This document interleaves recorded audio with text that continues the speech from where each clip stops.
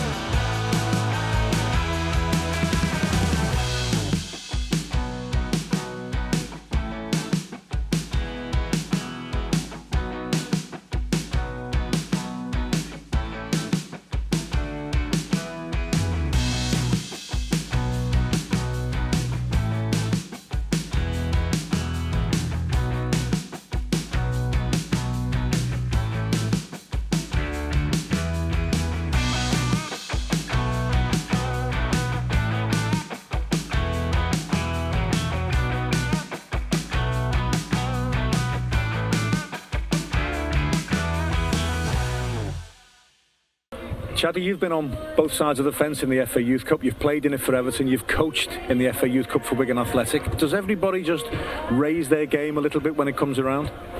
Yeah, it sometimes actually gets in the way. You normally know it's Youth Cup week, certainly when on the coaching side, because every man and his dog wants an input. All of a sudden tickets and everything that goes with that comes into it. But it's important that coaches and players just concentrate on the game. But like you say, it's an exciting time for both academies, whether it's a Cat 1 academy in Everton or a smaller Cat 2 academy with Wigan Athletic. We had some good runs in the FA Youth Cup during your time with the Blues, didn't we? Yeah, great times. And I think if you asked any player, and whether they were the top professionals or played a lower league or no longer in the game, I think the FA Youth Cup holds special memories for all players. It's this special bond between players who are in youth teams and develop them relationships early on with friends that probably last a lifetime. So really important time in your development as a person, as a player, and the FA Youth Cup epitomises that fondness really between friends. And one of your mates from the FA Youth Cup run is coaching tonight, of course, Keith Southern, very much part of the coaching staff at Everton. Yeah, Keith was played with him in the FA Youth Cup and lived with him as a scholar, so very close with Keith, and exactly that what I've just been saying. He's a good friend of mine, a relationship that was built on being at Everton together as youth team players, and that still lasts to today. So we're wishing Keith all the very best tonight, and it's great to see him doing so well with the academy and the under-18s here at Everton. Just finally, we'll speak a little bit more about your career during commentary tonight. It's full commentary with me and you on the game tonight, but just briefly, what are you up to these days? Assistant manager at AFC Fylde. We're in the Conference North. Unfortunately, we got relegated last season due to points per game into the conference. I was actually at Wigan Athletic at the time with the under-23s there. Went there in the summer with the idea of bouncing back into the National League this season. Again, this season's been curtailed with the pandemic and everything that goes with that. So it's been an unfortunate time for the football club, but a real good football club, a real progressive football club, and a football club that's on a journey and got real ambitions of making it into the Football League. We wish you well, that's for sure. It's Everton against Wigan Athletic here at Southport in the FA Youth Cup. Let's hear now from the Everton under-18s head coach, Paul Tait. Paul, first and foremost, it's terrific that the FA Youth Cup is back. Yeah, absolutely, Darren. Obviously, we waited a long time since the draw was made. Almost 3.5 months now. So yeah, we're delighted that the game's on tonight. Has there been a buzz in training this week? Is there a buzz amongst the lads that it is the FA Youth Cup? Yeah, absolutely. I think the lads all look forward to the Youth Cup. Also, the added thing of the boys coming back together, because we've got a lot of players, as you know, with the under-23 squad. So the boys are on training together day by day. So it's good to get them all back together on the same training pitch over the last couple of days. Wigan Athletic's record in recent years in the FA Youth Cup is pretty good, isn't it? Yes, they're a good team. They've got good players. They've got staff who've been there a long time and know the job. So we're expecting a very tough game, a very difficult game. Are you looking for the likes of Tyler Onyango and Thierry Small, who have had bags of under-23 experience this season, to be leaders tonight? Yeah, that's the idea. Tyler's captain tonight, so we want him to lead. It's great for his development to suddenly come away from the first team and then be sort of the main man in our midfield, hopefully tonight. But it's not just about them two, it's about the whole team, the whole squad tonight. You personally love the FA Youth Cup, don't you? You're desperate for a good run in this competition, as are all Evertonians. Yeah, we'd love a good run. We try every season to have a good run. We just missed out a couple of seasons ago at West Brom. So, yeah, I think the players and the staff would all like to have a good run. But, let's just take this game a step at a time. This is a really tough game tonight. Is that the message to the boys? We do want a good run in this competition, but listen, this is no pushover this tonight by any stretch of the imagination. Yeah, we haven't mentioned anything else except Wigan. Good side, Wigan, aren't they? Yeah, good team, good players. Really tough game. Doing well in their league, so they'll have confidence. So we're going to have to weather the storm. We're going to have to roll our sleeves up, dig in, compete, and then hopefully our quality will come through. Good luck tonight, Paul. Thanks, Darren.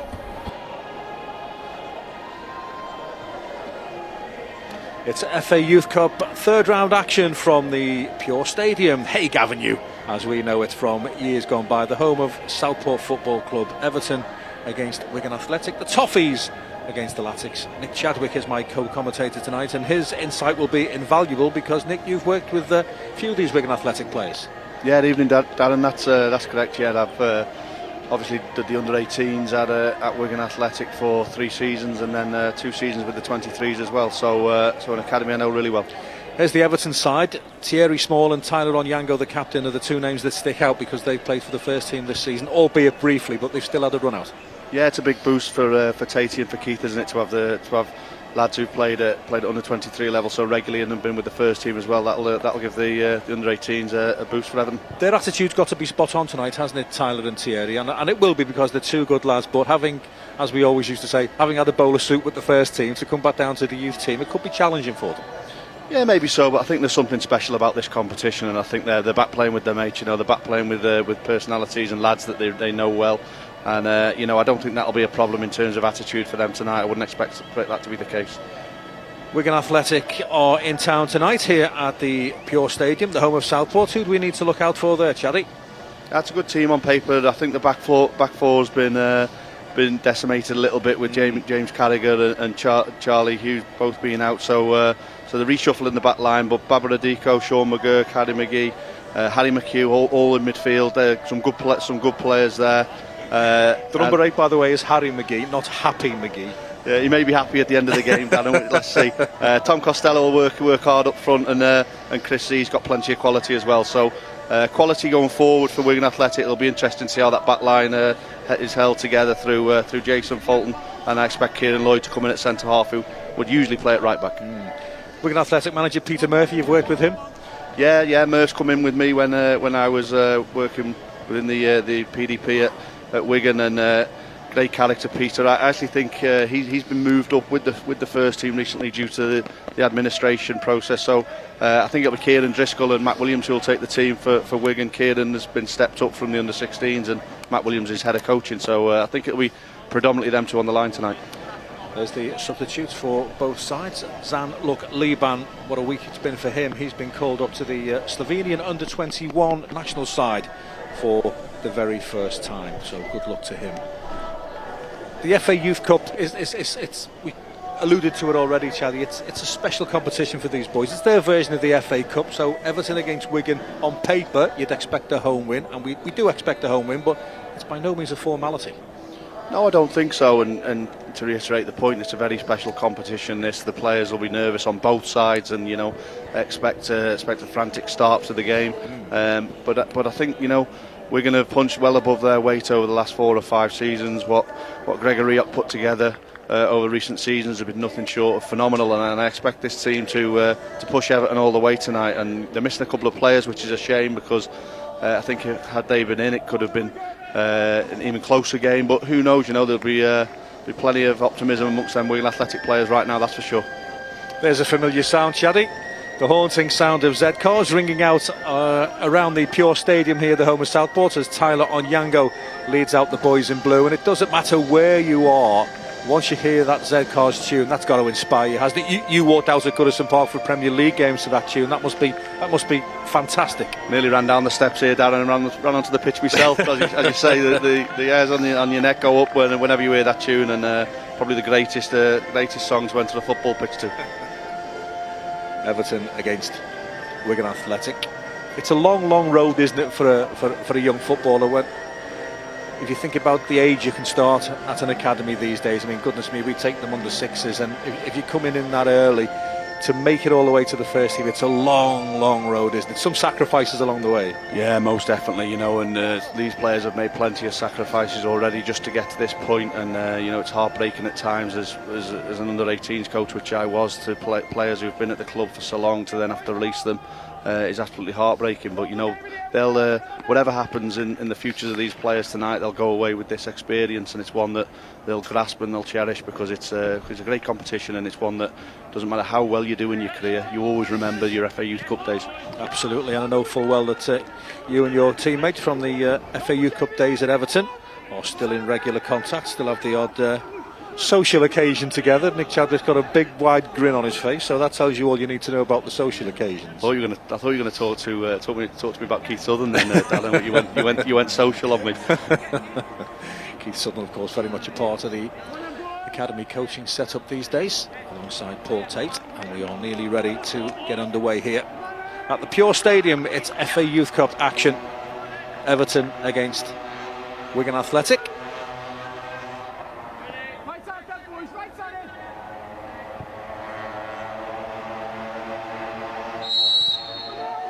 And away we go. A rather revamped Wigan Athletic rear guard this evening. Throw in for Everton, early doors. It's important to settle quickly, isn't it? Get a little touch of the ball. Most definitely, yeah. And as I say, expect a frantic start. It'll also be interesting to see how the two lineups shape up against each other. Everton obviously have been playing three at the back of recent games, and I expect it to be a diamond midfield, quite narrow in midfield from Wigan Athletic. So that'll be interesting early on how the two teams size each other up. Could do with Wigan Athletic having more clear numbers on the back of their jerseys. Not doing me any favours there. But to throw in for the Latics, Jason Fulton just has a look at the options and then dinks it forward towards the edge of the Everton penalty area, headed away, picked up by Matthew Mallon on this near side. Just over touches it, and Fulton can go in with the challenge. Lewis Warrington plays it back to Reece Welsh, and Reece Welsh shanks the ball out of play on this near side. Throw in for Wigan. Started on the front foot there, the Wigan players, three of them pressing the back line of Everton, forcing them to play long. That'll be interesting to see how that develops as we go on. As an academy coach, as a youth team coach, Chad, did you have to coach your players in the mirror image of the first team? Do you have to take your lead from the first team manager? Not always. It's something that I think it varies from club to club.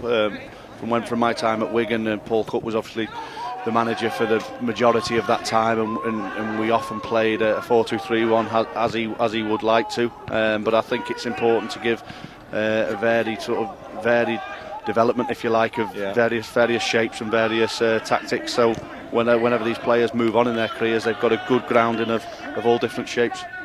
Every formation is so fluid, isn't it? I always get asked before the start of games, what do you think the lineup will be? What do you think the formation will be? And it changes from 1 minute to the next these days, doesn't it? There's very, very few teams play rigid formations for 90 minutes.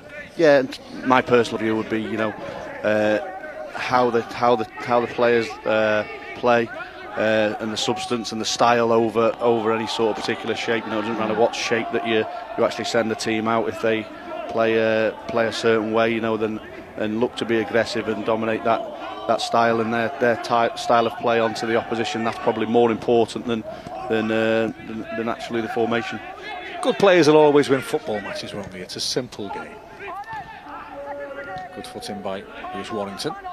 Spins out of play, and it'll be another throw in for Wigan Athletic.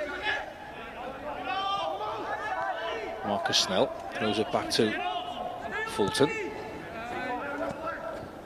A lot of these Wigan players born in Liverpool. A lot of Scousers at Wigan Athletic. Was that the case when you were coaching there? Yeah, most definitely. And some of these players, a lot of these players, or all of them, I've worked with, and like you say, lots of reds, some blues amongst the Wigan Athletic top players. And it's really important just noting there that a lot of the Wigan players have had an early touch of the football, and in particular I think that's going to be important for them just to settle them down and gain some confidence going into the game. Good footwork there from 17-year-old Matthew Mallon. He's won a free kick for Everton. And Isaac Price, who's had plenty of under-23 experience so far this season. Makes me feel old with Isaac. I coached him as a 10-year-old when I first started coaching at Everton's Academy with the foundation phase. So he's done well as well for the 23s. Hasn't looked out of place at all, Isaac. Everybody back for Wigan. It's a poor delivery. He's better than that, Isaac. And it's so frustrating, isn't it, when you're a centre half? You've galloped all the way forward, and then the free kick doesn't even reach the penalty area. Yeah, they'll be looking to do better next time, but I think, as you say, set pieces are always important in games, and it'll be teams will be looking to make the most of them, most definitely. Mallon heads it on, looking for Charlie Whittaker. Yeah, you say you feel old when you've got lads that you knew when they were 10 playing for the under-18s and the under-23s. We do little interviews with the players, and you say, who was your favourite player growing up? And they'll say, Mikel Arteta. Goodness me. Throwing for the Blues. Good little flick. Whittaker can't get there though. It's hacked high into the air by Fulton. Warrington is underneath it. Breaks for Tom Costello. Good tidying up though. Hacked to safety by Harry Hagan. Ran in behind well there, Tom, and led the line. Broke free and could have looked to hold on to it, but Wigan got the players up there nice and quick and throwing in the final third to them. They clearly want to impose themselves as quickly as possible, Wigan, don't they, and say to Everton, listen, you're in a game here tonight. Yeah, it's important they do run up the pitch. It's important they take the game high up the pitch and make sure that they don't just get bedded in and as you say, make sure that Everton know that they're in a game. Wigan win it back again. Certainly snapping away the Wigan players, scooped into the air by Harry McGee. Now then, space on the right-hand side for Smith. Gets a low ball into the penalty area. It's dealt with by Harry Hagan, but it's a corner kick for Wigan. Settled into the game, Wigan, haven't they? Dan Yeah, Smith getting on there from the right full back position. He's actually normally a left back, Dan, so it'll be interesting when he gets into them crossing positions out wide. His quality off that right foot, I'm sure that's something that the coaching staff would have been working on this week, knowing that he was going to play off that right-hand side. Marcus Snell, one of the many scousers in the team, will take the corner kick for Wigan. Everybody back for Everton. Plenty of height inside the penalty area for both sides as the corner is whipped in. Dangerous ball as well. It's dealt with, and that's a bit naive from Babradiko on the edge of the penalty area. Giving away a free kick, but not from where Tyler Onyango wants to take it. Looked to threaten the near post and then, didn't they? And attacked it well, Everton. Goalkeeper getting blocked in and they just had it clear right inside the 6-yard box. Yeah, good clearance by Matthew Mallon. Then a silly challenge by Babradiko on the edge of the penalty area. Here's Thierry Small, his first involvement, and Tyler Onyango as well. The two boys who have tasted first team action this season. We'll be expecting a lot from them tonight. Miscontrol there by Isaac Price, and the chance goes. Warrington gets a foot in, powered away. Warrington's there again. A little bit of head tennis in the middle of the park. And again, these young boys have just got to learn how to foul, haven't they? Yeah, most definitely. A little over exuberance a couple of times in using the bodies and their arms, and all down the middle. Though I think Wigan will be happy if Everton are trying to play through the middle of the pitch. That's where Wigan's strength will be in it. And I think from Everton's point of view, they'll look to switch the play and get the ball out wide a little bit earlier. Little flick by Mallon. Nice chest pass by Whittaker, but the return ball from Mallon just wasn't accurate enough, but it's picked up by Mallon. Can he get the ball inside the penalty area? Yes, he can. It's behind Tyler Onyango. Whittaker can't get there. There's a man down here for Wigan, and he looks in a little bit of discomfort, and his mate prods the ball out of play. It's Marcus Snell who's on the ground, but he gets quickly to his feet. He's been watching Match of the Day. Point we were making before, Everton get down the right side, don't they? Looks dangerous with the cross coming in and defending quite well ultimately, but yeah, Marcus is just taking a word from the referee. I actually thought it was his head at one point. I did. He looked in a little bit of discomfort, didn't he? In fact, he looked in a lot of discomfort, and then he recovered quite quickly.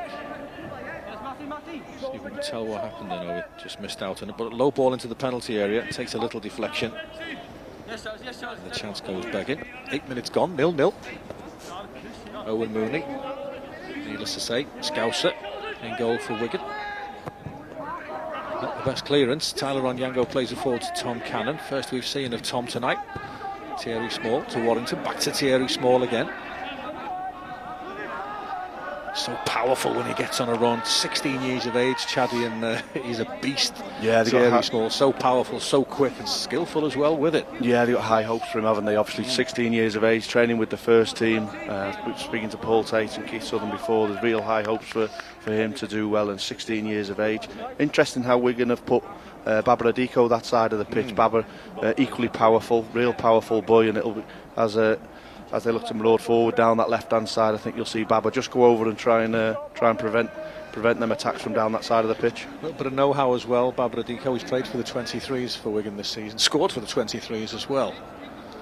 I think I might be in the coach that night, Darren. Were you? Yeah. And he still managed to score. I was actually trying to put the reins on him, and he broke free into the box and scored. Just a joke, by the way. The players know best. Thierry Small takes the throw in. It's sloppy from Thierry Small, and good strong challenge from Lewis Warrington. The ball comes back to Thierry Small. He gets a little bit lucky with the ricochet. Isaac Price better to Mallon. Whittaker.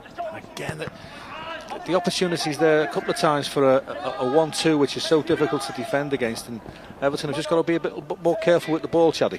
Yeah, the game's not really settled down yet, Darren, as we expected. We spoke to about that before the game. I think it'll take 10-15 minutes for the game to really settle down and teams start to passing the ball and getting a bit of flow to the game. Snell.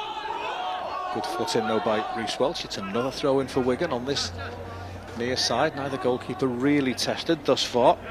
Wigan Athletic reached the quarter-finals of the FA Youth Cup last season. Their excellent run, was only halted by Manchester United.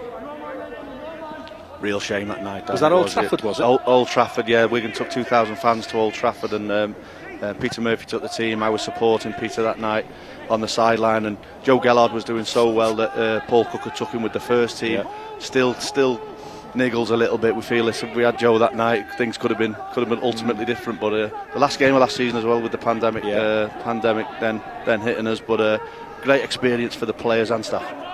Great achievement as well for Wigan Athletic. Here's Dan Smith on the right hand side. Small gets a foot in.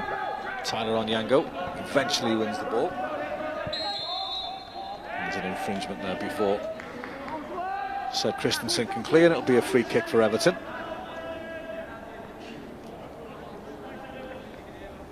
Two clubs that are renowned for pushing players through at the minute. I think it's amazing that Everton, since I was there and before, and up until the present day, the amount of players they push through the academy is absolutely fantastic. You've only got to see the pictures on the wall, haven't you, at Finch Farm, when you walk down that corridor? Some great names, some great lads on the wall there. Yeah, it's unbelievable achievement from Everton as a football club, and Wigan likewise in recent times as well, moving players into the first team is brilliant to see. Now then, can Everton break here? Isaac Price leading the charge, but a good strong challenge from Fulton. Tyler Onyango couldn't get the ball out from under his feet. Babradiko wins it back for Wigan. Neither side are passing the ball awfully well. Decent shot from Charlie Whittaker. First attempt of the game. Comfortable save. A save that you would expect Owen Mooney to make. But just on 12 minutes, Chaddy, the first attempt on goal of the evening. Yeah, hit it well, hard and low. A little bit of hesitancy in the back line from Wigan. We spoke about that earlier. But took the shot on nice and early and tested the goalkeeper. And Owen Mooney managed to make the save. But looked to threat that from Everton. Harry McGee plays it back to Fulton. Harry McHugh spreads it wide. It's a good ball from Harry McHugh, but Christensen's there for Everton. Puts the ball out of play. Came from Everton, didn't he, Harry McHugh? Yeah, Harry McHugh was at Everton. Actually, I worked with him as a real young player at Everton, and then again, obviously at Wigan when he joined us as a scholar. And real good player. Harry gets on the ball, he's got a good range of passes. He's just shown then. Scored a goal for the first team as well this season. Yeah. He's been out quite a while. He come back from a cruciate ligament injury. But real top quality footballer, and the more they can get the likes of Harry on the ball tonight, then the better. It's an awful injury for any footballer, but particularly when you're a teenager battling and fighting for your first contract to get an ACL injury. Yeah, even more so in Harry's position when the club had gone into administration as it did. It was a double blow for him, but great to see him back out there, and as a real good player. And Keith Southern, funnily enough, had his cruciate ligament when we were scholars back at Everton. Leon Osmond done his as well, so like you say, real bad time to get them injuries, but I think with the modern day technology and modern day sort of physiotherapy, I think it's an injury you can now get over. Paul Gascoigne springs to mind. Never really recovered fully to after that cruciate ligament he did in the FA Cup semi-final, wasn't it? FA Cup final. Was it final? FA Cup final, yeah. When he should have been sent off twice. Terrible tackle, wasn't it? Great goal though. Yeah. Well, thankfully Thierry Small's back on his feet. He's walking a little bit gingerly, but Paul Tait certainly will not want to withdraw Thierry Small, the youngest player to ever appear in Everton's first team. He still doesn't look to be moving awfully comfortably. Paul Tait is sending out a couple of substitutes to warm up over on that far side. Be interesting, Darren, if they want to look after him, if he's obviously been doing so well that he's been up with the first team training, he's been playing them 23s. Will they want to look after him, or are they going to roll him back out, and will he all be good to go to carry on? He's coming back on, and looks that way. He's going to give it a go. He's a game boy. He's a big lad, and he won't want to go off tonight in the FA Youth Cup. under-23s are at Southport. We are live, by the way, as well on Sunday. Everton against Arsenal here in Premier League 2. Tom Cannon lays it off. It's a forward ball from Isaac Price. Good goalkeeping there by Mooney. Had to be decisive. Adiko plays it in field to Harry McHugh. Harry McHugh attacks with pace. Slides it to his left-hand side. Shooting opportunity. That's a good save by Jack Stewart. Sean McGurk it was who pulled the trigger for Wigan, and Jack Stewart, he's only 16, Manchester boy, threw himself away to his right and turned it round. Broken Everton there, didn't they? We spoke about Wigan getting runners forward, 5-on-3 at one point. Sean McGurk, normally good in that final third, hit the target, good save. Decent save from Jack Stewart. Might be called upon again here. It's a corner kick from this left-hand side. Short corner routine for Wigan. Adiko. Look at the space there for Dan Smith, and he goes for goal. It was always rising, but Paul Tait won't be happy with the amount of space that Dan Smith had there, Chaddy. He won't be, no. I'm surprised Wigan didn't put that back in. You think of the threat they had from the first corner only 5 minutes ago. I thought they would have put that back in again, but obviously a short corner routine that the staff had worked with them. Here's that chance again, Chaddy. Driving run from Harry, wasn't it? Great ball into Sean. Was unsure whether Sean would take the shot on. He's got good feet, Sean. He didn't look to manipulate the ball, just looked to get his shot off, and but it hit the target. It was a good save. Everton needs to try and get Tom Cannon into the game, the Everton centre forward who signed his first professional contract very recently. The offside flag is up on this near side, but at this moment in time, we've not managed to get Tom Cannon involved. No, I think Wigan have started the better team, Dan. I think they've settled into the game. I know that they'll be confident. I know that they've got good footballers. They seem to have settled into the game better than what Everton have done at the minute. Everton had the chance, the snapshot that Owen Mooney managed to save from the edge of the box, and then Wigan have looked to threat. They throw numbers forward quite well. They've looked threat from set pieces. It's a fairly even game so far, I'd say. We await the first goal. We've had one opportunity. Low shot from Charlie Whittaker that was comfortably smothered by Owen Mooney. Sorry, two opportunities. Obviously, Sean McGurk just a few moments ago produced a good save from Jack Stewart. Doesn't seem to be many nerves amongst the Wigan's players though, which they'll be delighted about over there. Kieran Driscoll and Matt Williams will be delighted that they've settled into the game so well. We spoke about the game hadn't settled down. I think it probably has done a little bit more in these last 5 minutes or so, and Wigan seem to have found their passing style quite well. Christensen scrapping away over on the far side. There'll be a throw in for the Latics. Christensen's there again, but good footwork by Chris C. Strong challenge in the middle of the park. You don't see many of those challenges at under 18 level, but that was a good old-fashioned 50-50. No quarter asked nor given. Charlie Whittaker for the Toffees. Great ball. Tom Cannon now shooting opportunity, takes it early, parried away by the goalkeeper. Probably Everton's best moment, Chaddy. Yeah, great run and great pass that, wasn't it? What a run from Tom Cannon. Split the two centre halves with his movement, and managed to get free, gets a shot off. Good save by Owen Mooney, but great tackle earlier on, wasn't it? Nice to see at under 18 level. Two Scousers, ball there to be won, and straight in to win the ball. But that's what you want to see in an FA Youth Cup tie. And both straight back on their feet. No hysterics. Break off because here come Wigan again. Sean McGurk picks it up on the edge of the penalty area, rolls it to his left-hand side, and Wigan Athletic have taken the lead through Harry McHugh, the former Everton player. He will really have enjoyed that, and Nick Chadwick alongside me. So would you. It was a good finish. Great finish from Harry. We spoke about the threat and the danger, and we said what a good player he was. Sean McGurk also, I said before, I'm surprised he took the shot on so early. The last attempt he had, this time he's just cushioned a delightful pass into Harry's path, and his first time finish, no chance for the goalkeeper, and we said Wigan had settled quite well, and that goal's only going to give them confidence. He took it first time, nothing the goalkeeper could do, and Harry McHugh, who Nick Chadwick mentioned before, has already scored for the first team this season in the Papa John's trophy, has finished with a plum there. Just got a little bit narrow, the back three of Everton, didn't they? Narrowed off to protect the goal, and the pass went down the side of the right side centre half there, and great finish from Harry. You can see what it means to the boys as well, Chaddy. Every player over to celebrate, like you say. It's the FA Youth Cup, isn't it? It's the pinnacle of a scholarship, and I think it's going to be quite an open game. We've gone from Tom Cannon having a shot down at one end for Everton, nearly opened the scoring, straight up the other end, and goal for Wigan Athletic. It's important that Everton don't panic, isn't it? There's a long way. There's 70 minutes to go yet. 100%, yeah, and I don't think they've really got started yet, Everton, haven't they? They need to put 4, 5, 6 passes together to really just get themselves into the game, and I think that goal will give Wigan Athletic confidence though, and they have pressed quite well, forcing longer balls like that into the front players. Ball is back with Owen Mooney. Went to the King David School in Liverpool, the Wigan Athletic goalkeeper. Good ball by Tyler Onyango to Thierry Small. He likes to run at his opposing fullback, gets a decent ball into the penalty area, padded by the goalkeeper twice. Charlie Whittaker the second time, and then the effort from Tom Cannon is blocked. Whittaker's there again, and he hooks it wide of the target. Little bit of pinball inside the penalty area, and Wigan protect their lead. Just absolute scramble, wasn't it? A commentator's nightmare. Tyler picks up a great position, doesn't he? Fires the ball out to the left-hand side, and we spoke about the threat of Small over there on that left-hand side. Great cross into the box, and then could have fallen to anybody there. Yeah. Just fell wide in the end. Keeper actually did well, didn't he? Yeah, I thought he looked a little flapped at the first one, but then did well to save with his feet on the second one, and trying to play out here. They've been caught, Wigan. Wigan caught out. Oh, that's casual from Charlie Whittaker, but the ball breaks for Isaac Price. Wide to Thierry Small.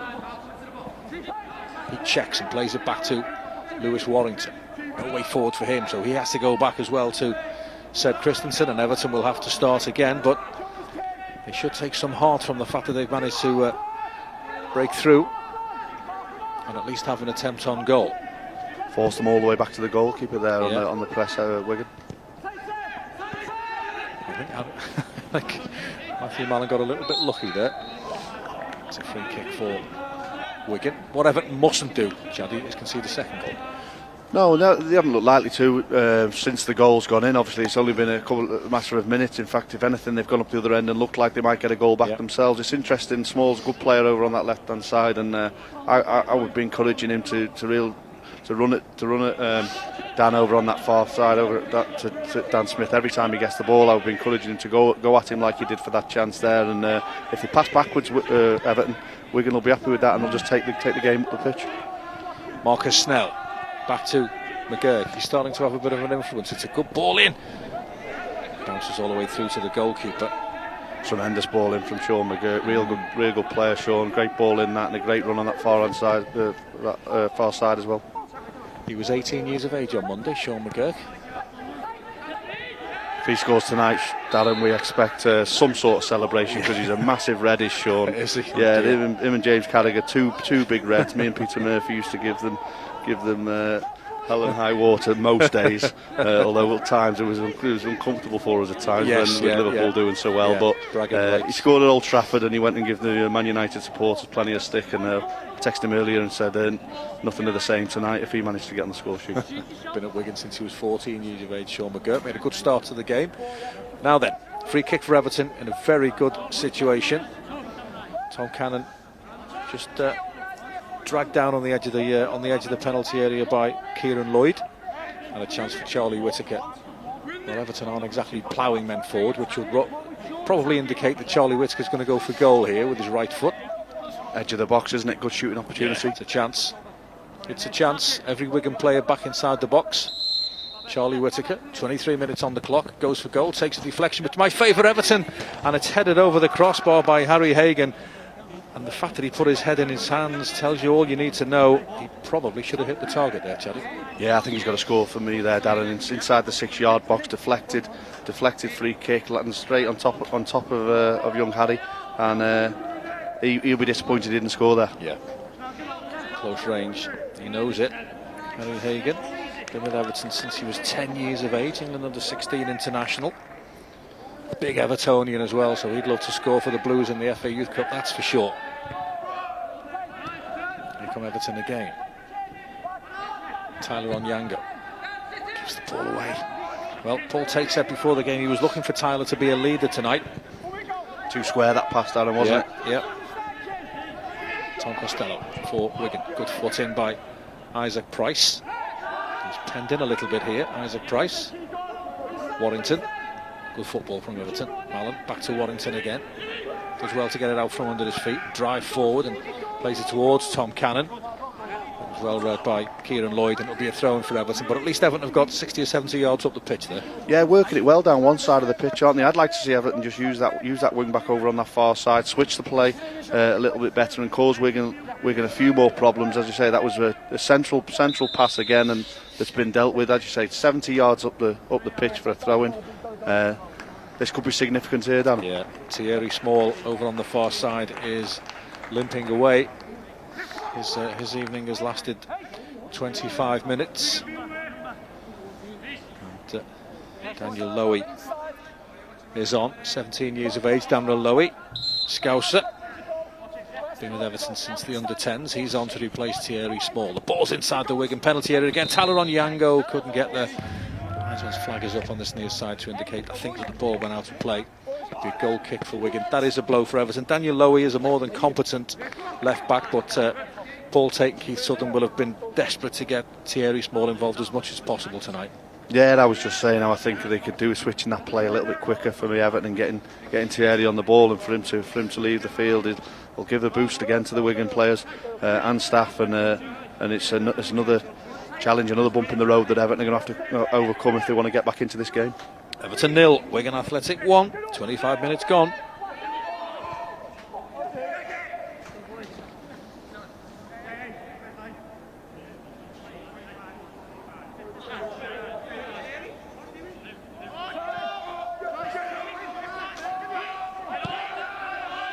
Edge of the penalty area, Owen Mooney drills it forward, breaks for Costello. Lewis Warrington, who's getting through a mountain of work in midfield, wins it back for Everton. Isaac Price to Mallon. Warrington again. A lot of Everton's players going through Warrington in the middle of the park there. Yeah, they get a good aim in the middle of the pitch. You still like to see him switch it out a little bit quicker over to that far side. Again, this side of the pitch, a couple of nice short passes between the Everton players, but I think that switch a bit quicker is where they're going to hurt Wigan. Good strong challenge by Whittaker and by Taleron Yango, but a brace for Dan Smith on the far side. He plays it forward looking towards Costello. Harry Hagan is there for Everton and places the ball out to play on the far side. Noticeable, Darren, every time the ball goes forward, all them Wigan players are putting the Everton defenders under pressure and forcing them to kick longer or make clearances, as in that instance there. He gets through a lot of work, Tom Costello, for Wigan up top. They've come here tonight thinking they can get a result, haven't they? Yeah, most definitely. You know, they spoke about winning a lot of the academy over the last few years. Gregor Rioch's built up the academy 4 or 5 years ago, done a fantastic job. Every member of staff and has worked their socks off, and having that winning mentality was at the forefront of what we were trying to do when I was part of it. And I know that's what the staff will be emphasising to the players, and the players have had some good results. They're used to winning, and second in the league at the minute. I think they've only been beat once this season. This Wigan Athletic under-18 team. So you know, they're used to winning, and they don't lack through mentality. That's for certain. Charlie Whittaker chased it down, but it's hacked away by Jason Fulton. Doesn't take any chances. Gregor Rioch, the academy director at Wigan, of course. His dad played for Everton, Bruce Rioch, in the 1970s. Done an unbelievable job, Gregor. Yeah. Darren, he's a top boss to work for, and the staff and the players. He was at Coventry before that as well, and produced some top players, Callum Wilson, etc. at Coventry, and then now again at Wigan. And then that's not done by mistake. That's done by hard work and endeavour, and it was brilliant to work for us, Gregor. Straight down the middle from Owen Mooney. Costello versus Hagan. Hagan just delays a little bit, and well, for me, that was crying out to be just nodded back to the goalkeeper there, Chaddy. I'm not sure Harry Hagan made the right decision there. It's a corner kick for Wigan rather unnecessarily. Yeah, a little bit hesitant, wasn't he, the goalkeeper? Yeah. We expect him to come off his line and mop that up, but another corner for Wigan. Corner on the far side. Marcus Snell is the set-piece man from the wide position on the right-hand side, the left-back.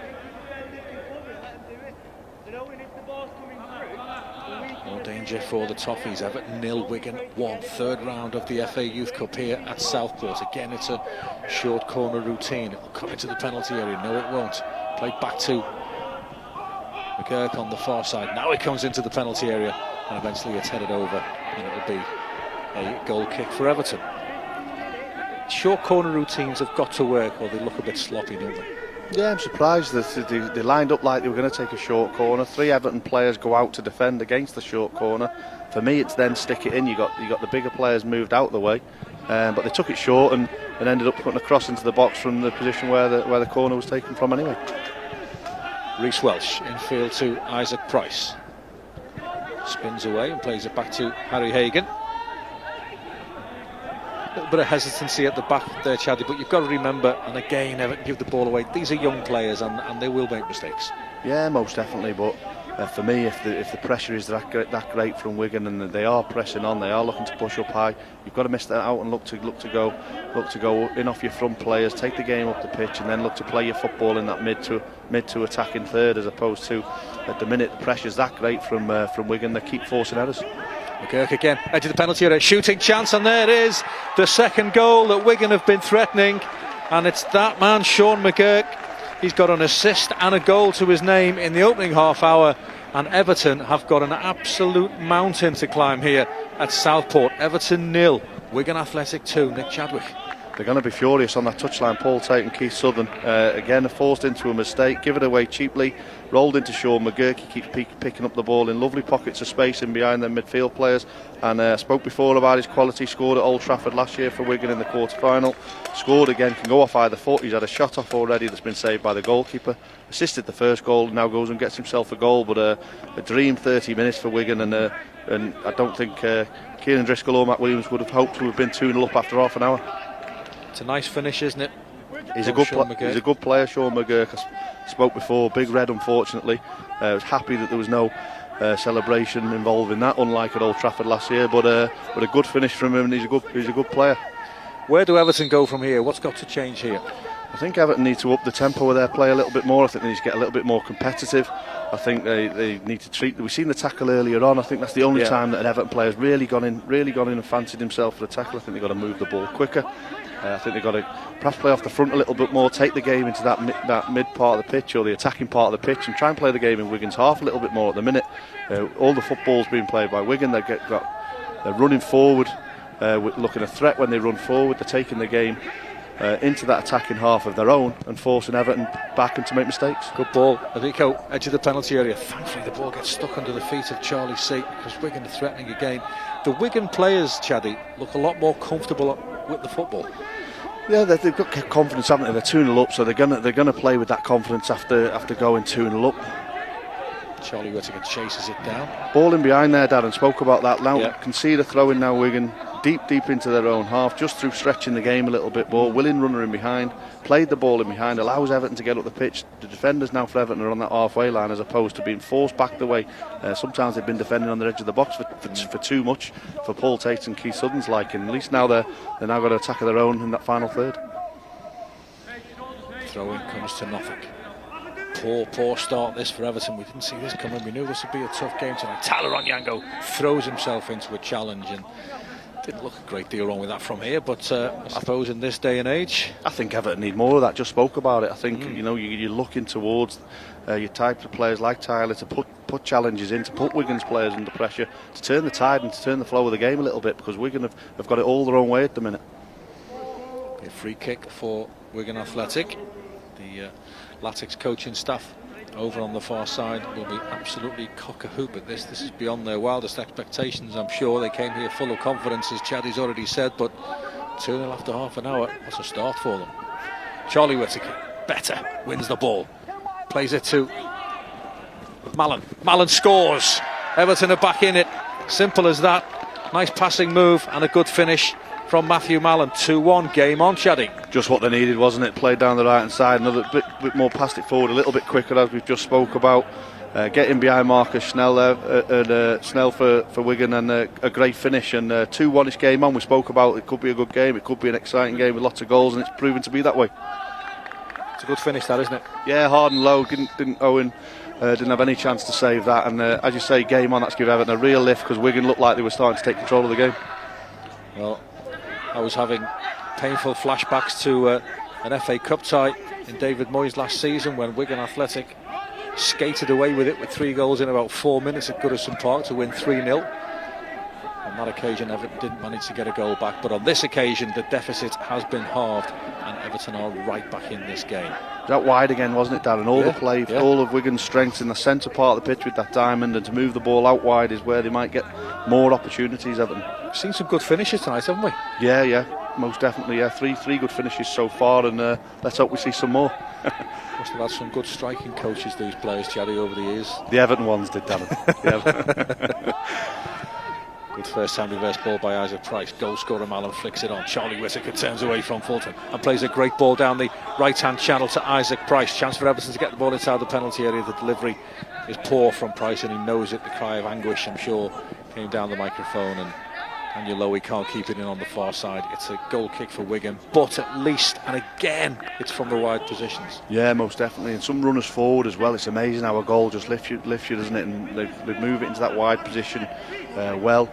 Good runners, good support in play from midfield players from Everton, and Cross just let them down. But it's given them a lift, the Everton players, no doubt. So important to get that goal back. That changes Tait's half-time team talk, doesn't it? Yeah, they'll be a lot more positive at half-time. I think the staff at Everton, obviously still 10 minutes to go, and it'll be interesting. What Wigan do here. The game still remains quite open, and at 2-0 they might have just wanted to just shore it up a little bit more and close the game off at 2-0 up, but that doesn't seem to be the case, and Everton have now got the tails of having got that goal. Good footwork from Tyler Onyango, but again can't find the final pass. Throw in for Wigan. 35 minutes gone. They flashed by, haven't they? That's always a good sign. Been a good, entertaining game, good open game from two teams who want to play football.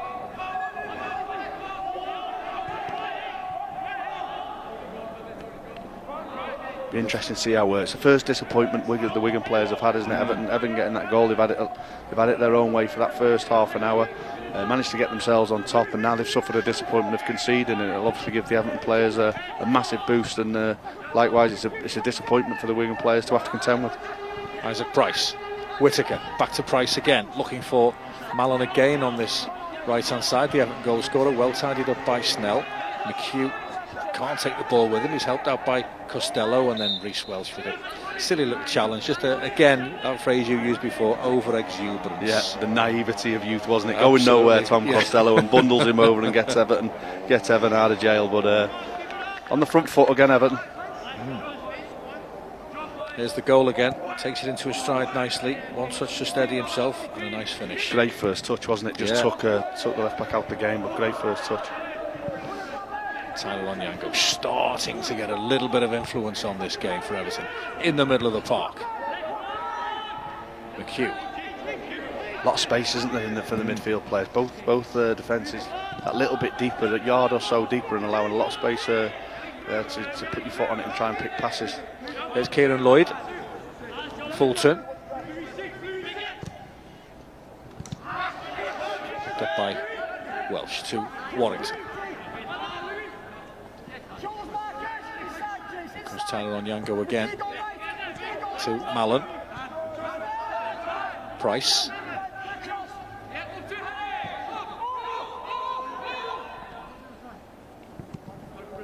Warrington. Tyler Onyango has a little look over his shoulder, sees what's about, slides a little short pass to Whittaker, likes that little spin, doesn't he? Good ball to Tom Cannon, good layoff as well.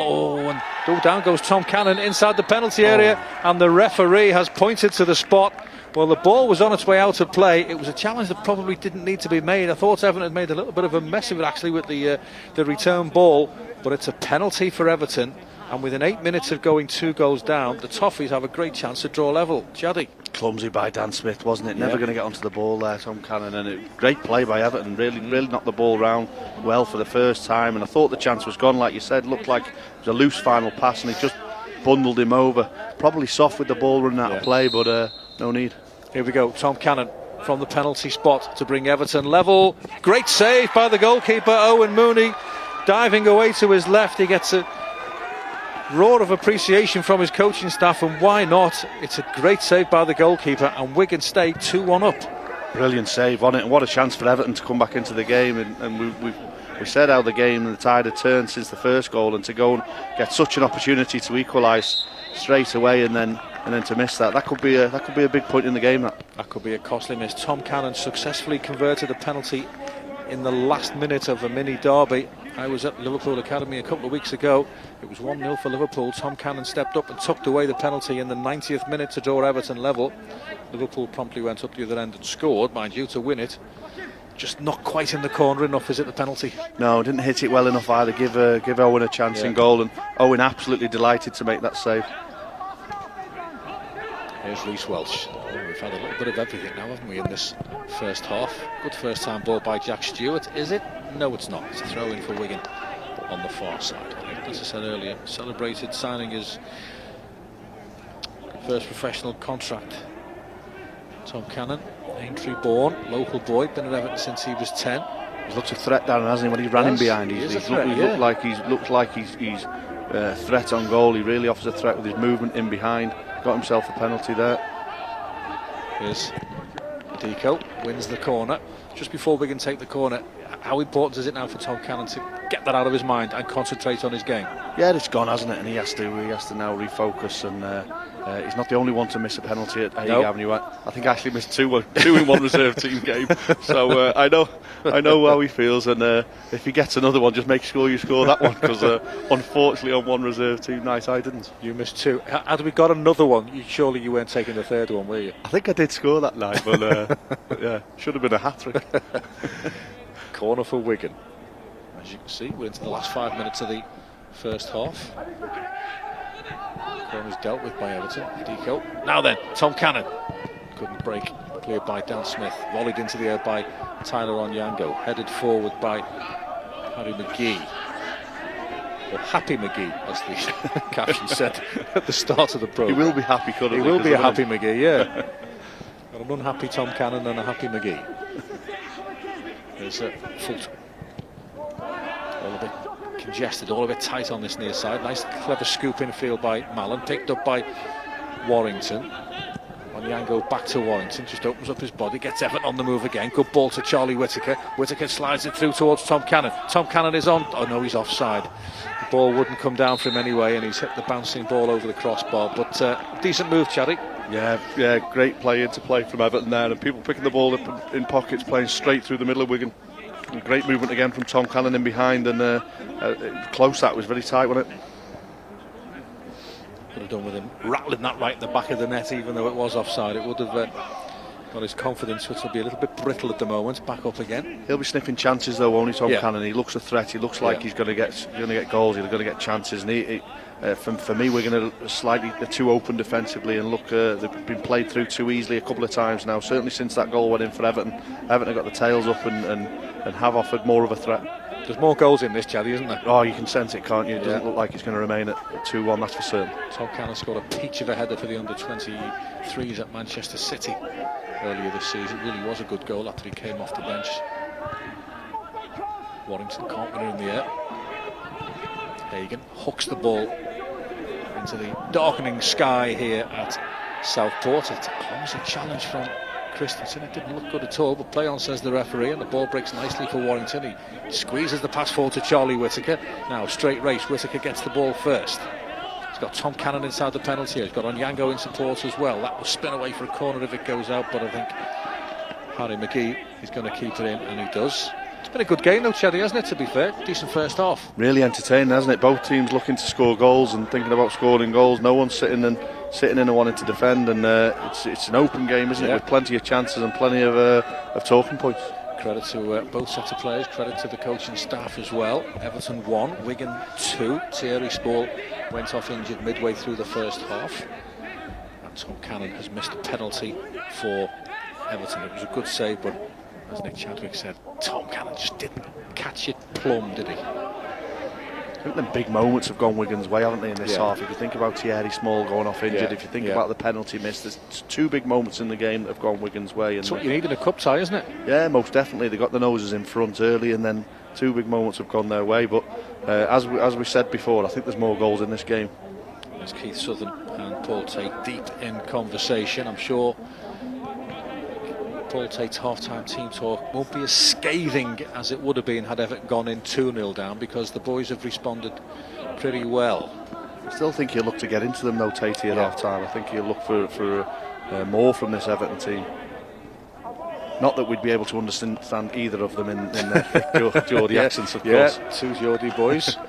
Both had good careers in lower league football. Although I say lower league, Keith Sutton ended up back in the Premier League with Blackpool, of course. Had an outstanding career, Keith, and a real diamond of a lad, and a real good player as well. And as I say, lived with him as a scholar. We had some great times, both on and off the pitch, and I'm sure you really did. pleasing, really pleasing for me to see how well he did in his playing career, and now in his coaching career. When he was a player at Blackpool in the Championship, he used to give a certain Seamus Coleman a lift to training each day. And he hasn't done bad either. It's inside the penalty area, headed away. Picked up here by Warrington, and a little nudge in the back by Jason Fulton, and it's a free kick taken quickly, too quickly, unnecessarily quickly. It's the 45th minute, and Everton on the back foot. It's on the edge of the penalty area again. McGee, an air shot. Falls kindly though for Say, and Say whacks it wide. Comedy of errors there, Darren, wasn't Yeah, there? it certainly was. What the FA Youth Cup does to these young players, people lashing at the ball, people looking to score volleys that probably can't execute, and clearances going astray, but that is the FA Youth Cup. It puts real pressure on these players, and they want to do so well, obviously. 3 minutes of added time at the end of an eventful first half. Wigan Athletic took a 2-0 lead. Matthew Mallon pulled Everton back. Tom Cannon missed a penalty. Thierry Small has limped off injured, and Tyler Onyango will be spoken to for that late challenge in the middle of the park. A little bit late that from Tyler. We did speak about Everton just putting their foot in a little bit more and just being a little bit more competitive. I think Tyler's done that since the second Wigan goal, and interesting that was on Harry McGee, because Harry loves a tackle, so that'll be interesting. Interesting for moving forward. Retribution, possibly. 45 minutes to go, Tyler, is what he'll be saying. Tyler Onyango won't be found wanting, that's for sure. 3 minutes of added time. Free kick for Wigan. Do Wigan put it in the mix, or do they just keep the football now? I think they'll keep it this time. I'm just thinking about the previous set piece, the corner, when they put it in, and again they looked a lot more of a threat from putting it in the box than they did from taking one of the short corners. They chose to play it short, but they've given it away here. Warrington for Charlie Wizard, tries to get the flick on. The ricochet favours McHugh. Forward to Sean McGurk. Curls the ball forward, but it's well read by Harry Hagan.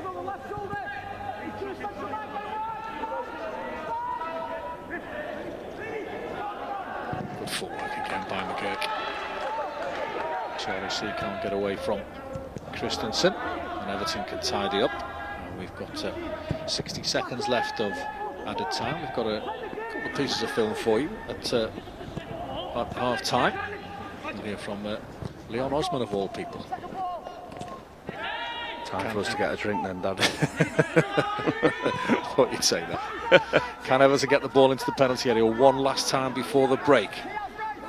Referee has a little look at his watch. There's still a good 30 seconds or more to go.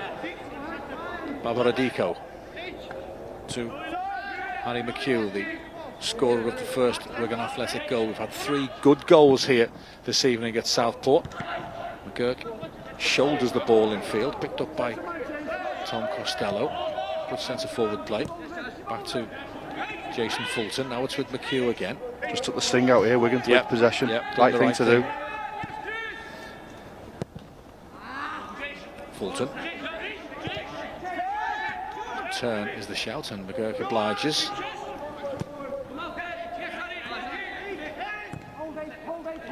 A bit of keep ball from Wigan.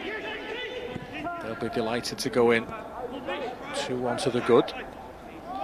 Lack of press here from Everton, isn't there? Letting Wigan just roll it around. Wigan need to just keep buying passes, and Everton need to get on that front foot and put them under pressure. Like now, Warrington leads the charge. Is this the moment for Everton?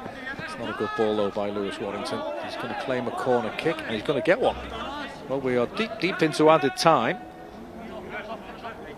Oh no, the offside flag is up on this near side. Tom Cannon looking to run in behind again. He's making them darting runs, isn't he, in behind? And this will probably be it. Not much Aussie's not on at the minute, is there, Darren? Let's be No, honest. not at all. No. Put Football Focus on the other week, and Aussie wasn't on it. I thought there was a problem. I got in touch with Radio Rentals. I keep expecting him to come down that lift in that likey programme. The only thing he's not been on. Not that it's on at the minute, obviously. Perhaps when it's up on, he may do. It's half time here at the Pure Stadium, the home of Southport. And Wigan Athletic are leading by 2-1. Nick Chadwick alongside me has had a foot in both camps. It's been a good first half, and the Wigan Athletic coaching staff will be happier than the Everton. I think so, yeah. I think it was a great first 30 minutes for Wigan, and as you say, coming through that Everton Academy, I know what it stands for, I know what it takes to play for Everton, as does Keith Southern and Paul Tait, and I think they'll be a little bit disappointed that they haven't been competitive enough for me, Everton. They've had some great bits of play, they've looked a threat on the goal, which they'll be delighted about, but I think defensively they've allowed Wigan to play a little bit too much, they've conceded too many chances, but of course that's great credit to the lads at Wigan as well. I think they've been outstanding. I think Harry McHugh can control the game at times. I think Sean McGurk has looked a constant threat. Tom Costello's put the back line of Everton under pressure, and there's been some really good performances from Wigan so far, and they'll go in there and G them up. They'll probably look to tighten up defensively, because I think Everton have looked to create chances. Tom Cannon's been a constant threat running in behind the back line, and I think there'll be more goals in this game. Well, there's the first goal of the evening from Harry McHugh that put Wigan Athletic ahead. Good finish as well. Nice approach play from Sean McGurk, and a good first time finish shooting across the goalkeeper by Harry McHugh. Somehow kept it out, the goalkeeper.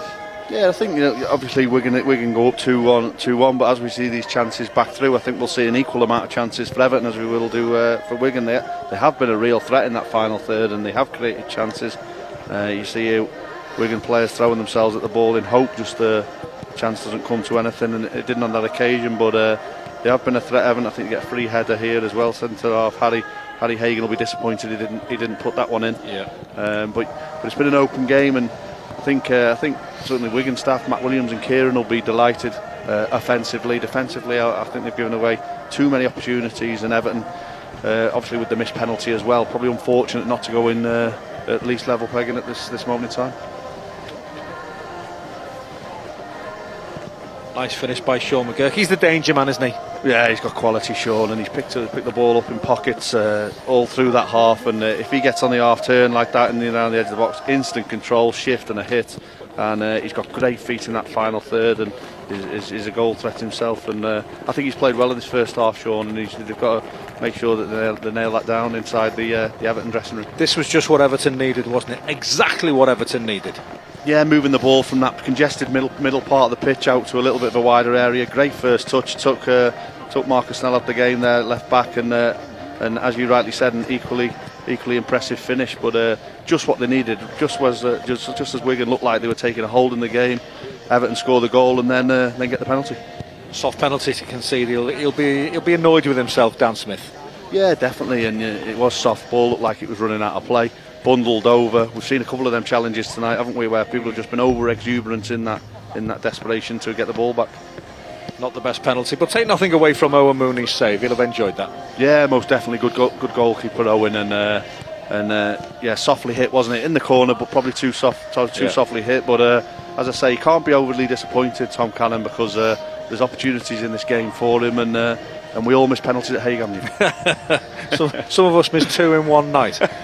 Everton are trailing by 2-1 here in the FA Youth Cup against Wigan Athletic. It's the third round and the Latics are in the ascendancy. We've got two pieces of film for you now. First up, it's a good pal of ours, Leon Osman, reflecting on his time with Everton in the Youth Cup. And after Leon Osman, we'll hear from another Academy graduate, Tom Davis. I joined Tom Davis recently when we took some questions from our junior members of the Everton Disabled Supporters Association. That was a lot of fun as well. Leon Osman and Tom Davis coming up on Everton's official YouTube page. Possibly the highlight of your time as a young player was winning that Youth Cup in 1998. You were part of that squad. What are your memories of that time, and how much did that mean to you? Well, it meant the world. It was the FA Cup for 18 years old and under. So you knew you were competing in it. It was my first attempt. I was young. I was 16 still at the time, playing for the under 18s team. I'm a young birthday of my school year, so it was great to be thrust up to play in the youth team straight away. We had a terrific team. There was no question about that. As I said, we had Richard. Michael Ball didn't even play in the team. He was already playing in the first team, which will show you everything about the system. Certainly at that time, been brought on to today. But it was a terrific team to be involved in. As I said, we had Richard Dunn, we had Danny Cadamatri, Phil Jevons, Franny Jeffers, Tony Hibbert, myself. So it was a great team to be involved in. We made each other perform in training every single day. We made each other play to our maximum. We kicked lumps out of each other. We helped each other along because we all believed in the same goal. We wanted to win every single game we played, and that was fortunately culminated in winning the FA Youth Cup. And yourself, Leon, I mean, you went on to play hundreds of matches for Everton. In what ways did your time at the academy give you a platform to have such a successful career with the club? As I said, it gave me a grounding. It gave me a real understanding of what it takes to represent Everton at any level, what fans want to see. Same fans that were watching me play at under 18s in the Youth Cup, then followed into the reserves and are watching first team games. So it was a real good education. One I look back on with real fondness, and it makes you want to try and achieve not only for yourself and for your family, but for those fans that have been there.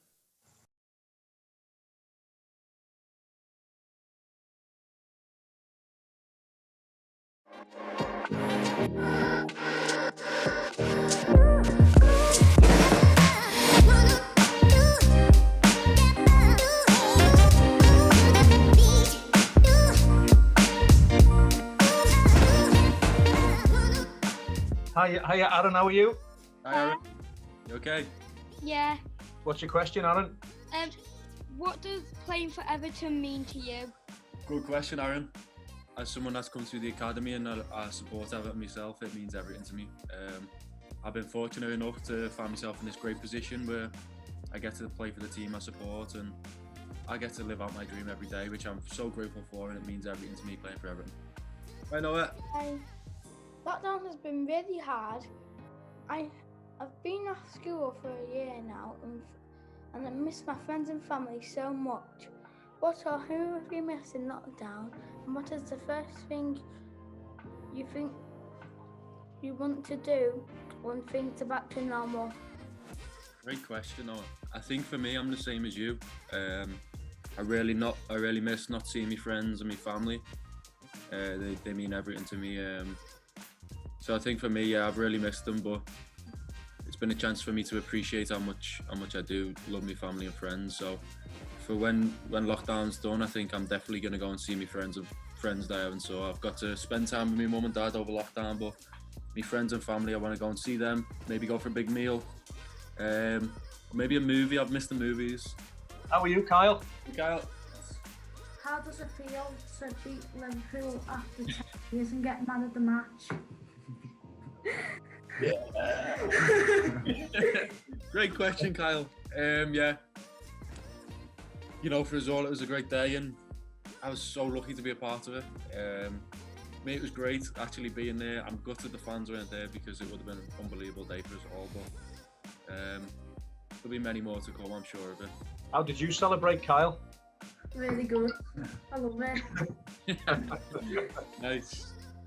I think we've got Charlie. Are you there, Charlie? How are you finding life under Carlo Ancelotti? So good. No, yeah, I love the new gaffer and the staff. They've been really good to me, helped me develop me football and become a better player. So I'm really happy. But even just around the place and getting to speak to him and getting to know all the guys that have come in. There's Poppy in her Everton shirt. Hiya, Poppy. Poppy. Hi. I was wondering, if you weren't a footballer, what job would you have? Oh, I think I would do something creative.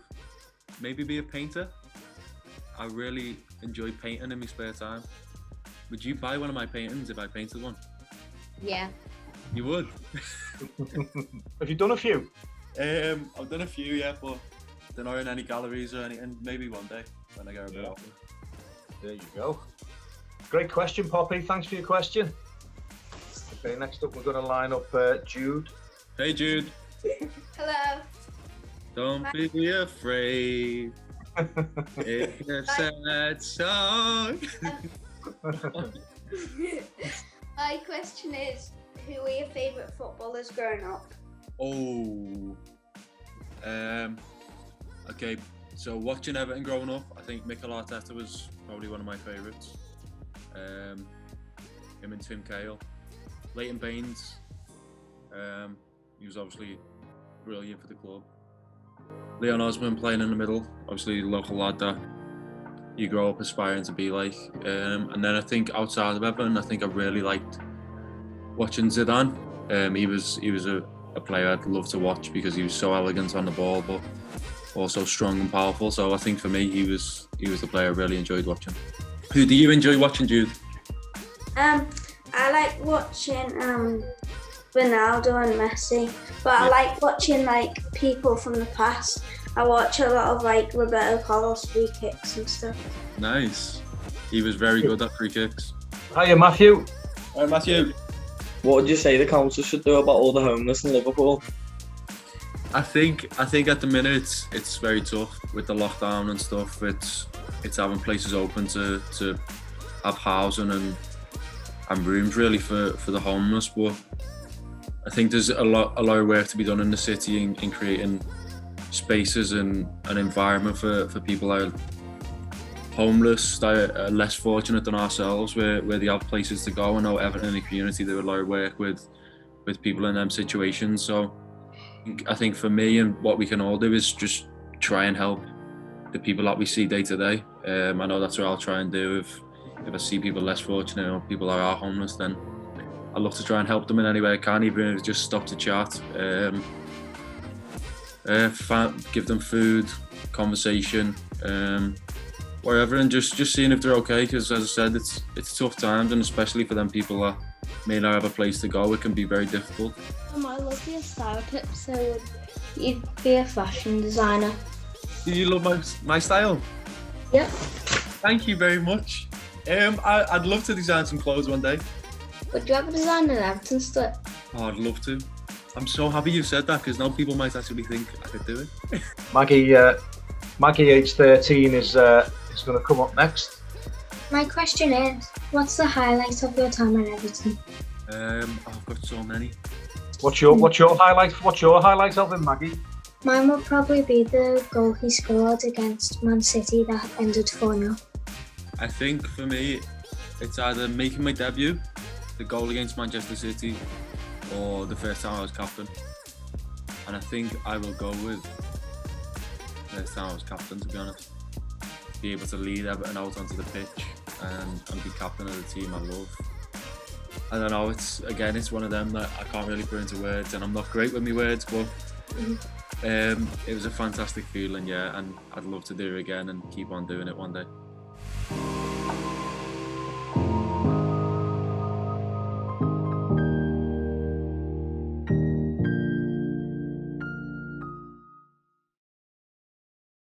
Possibly the highlight of your time as a... The Everton side are back out before the Wigan side, and there's certainly been a change there for Everton. I can see Sean McAllister just kicking the ball about near the halfway line. Remains to be seen who has made way. I thought Paul Tait and Keith Southern might have given the boys on parade another 10 or 15 minutes or so to try and get back into it, Chaddy, but he's rung the changes.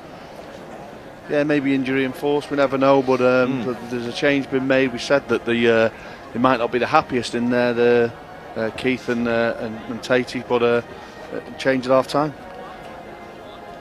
Just trying to work out who's not out there. Isaac Price is certainly out there. Lewis Warrington's there as well. So's Tom Cannon. Tyler Onyango as well.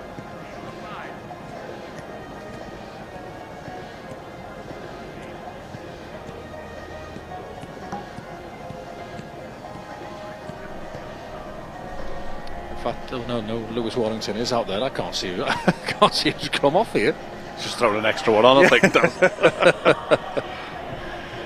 Reece Welsh and Sir Christensen are out there.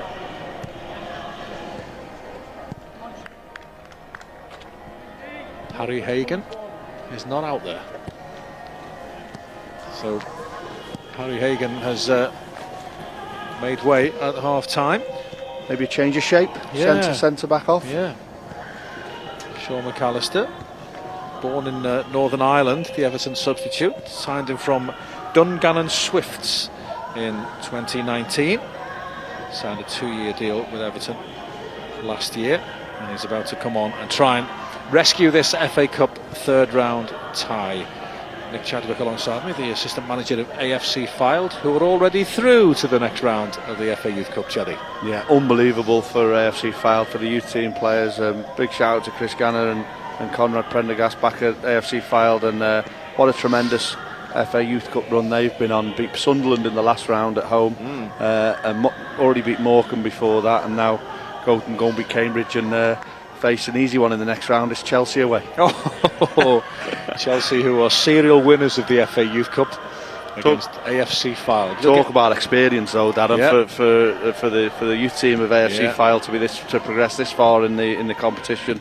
Smashes the history that the club have had in the FA Youth Cup before, and to go and pick their wits against Chelsea is a magnificent achievement for all concerned. That'll be at Stamford Bridge, won't it?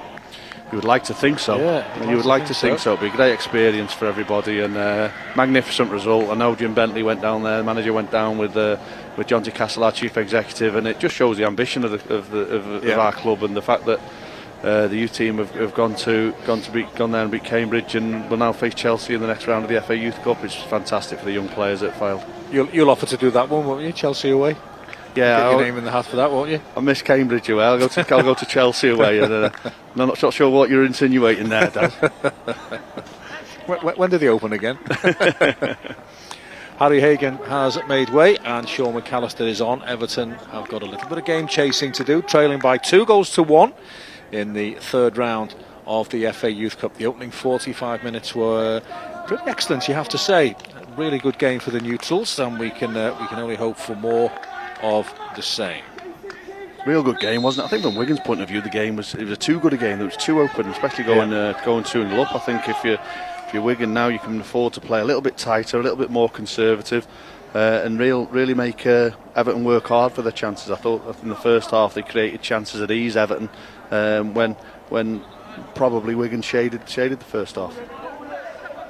Plenty of old pals dropping us a text, not all complimentary at half time. Very few complimentary. In fact, none of them were complimentary. Yeah, I withdraw that last remark. Not a solitary complimentary comment amongst them. Jimmy Comer was in touch with a picture of Zippy from Rainbow. That was for you, Dasno. Could have been for any one of us, to be honest with you. First effort of the second half comes from Lewis Warrington. It's high and it's over the crossbar. Leon Osmond, needless to say, has been in touch as well. None too complimentary, but you're doing better than him anyway. I think he's busy filming something somewhere. He must be.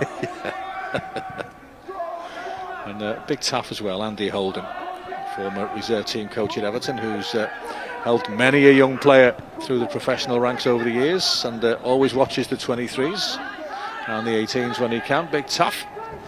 Just talking off camera, Darren, about the change of the role of youth team coaches now, and coaches in general with the players, and the way the society is. It's changed, hasn't it? The game's changed, absolutely. And people have changed, and it's a little bit more probably softer than when Taff was our youth team coach. Let's just put it that way. But a fantastic upbringing for us under Taff and Colin Harvey at the youth team here when we were coming through, and it made us the characters. I don't think it's any coincidence that a lot of them youth team players of that era have gone into coaching, have gone in to do really, really well for themselves, and a lot of that is down to the hard work of people like Colin Harvey and Ray Hall and Andy Holden, and they really give us a good understanding of the game and what's required to make it as a professional.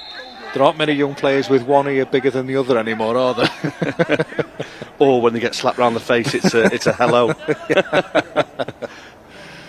Those were the days.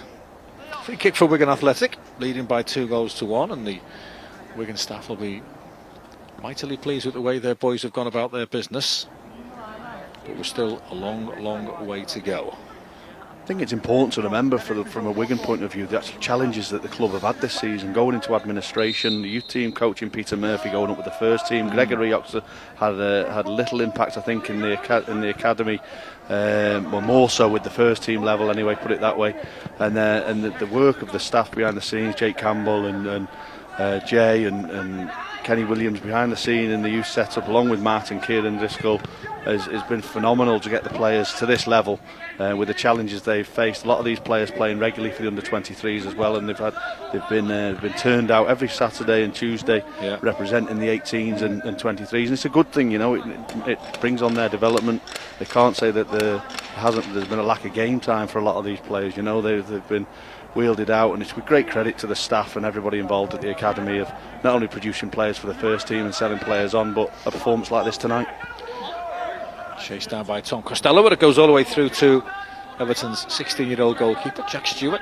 Oh, a little slip, untimely slip over on the far side by Matthew Mallon, the Everton goal scorer. Sean McAllister's first contribution is to win the ball on the right-hand side, and he's away. Clean pair of heels down that right-hand side for Everton. Can he get a cross in?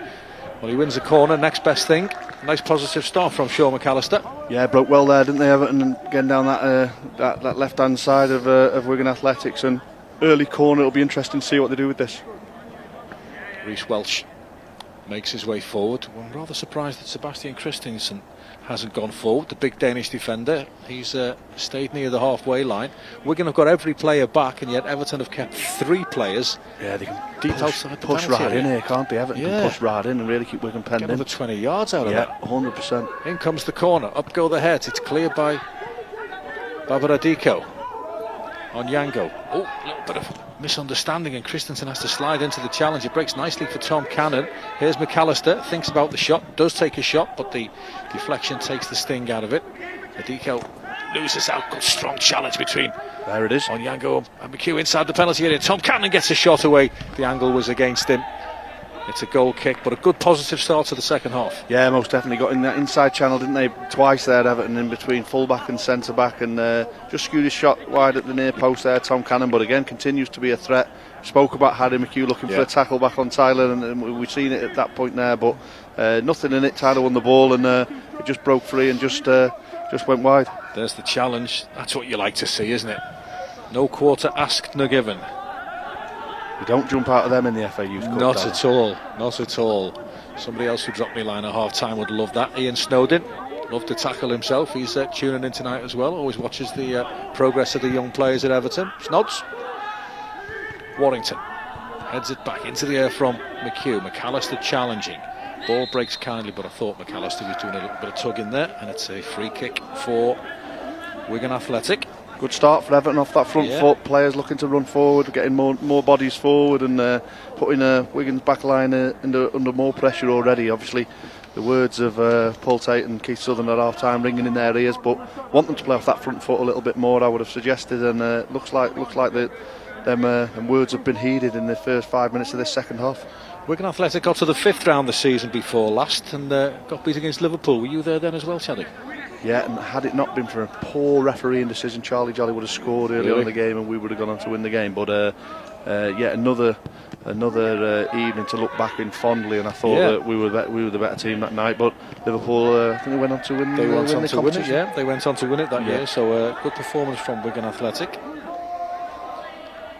All about development at this level of football, but not on FA Youth Cup night. It's all about the results, isn't it? I think it's them 3 pillars, Darren, of behaviour first and foremost, discipline, performance, and then the result will look after itself. It's something we spoke to the players a lot about during my time at Wigan Athletic. Them 3 pillars, get them right, and the result will look after itself.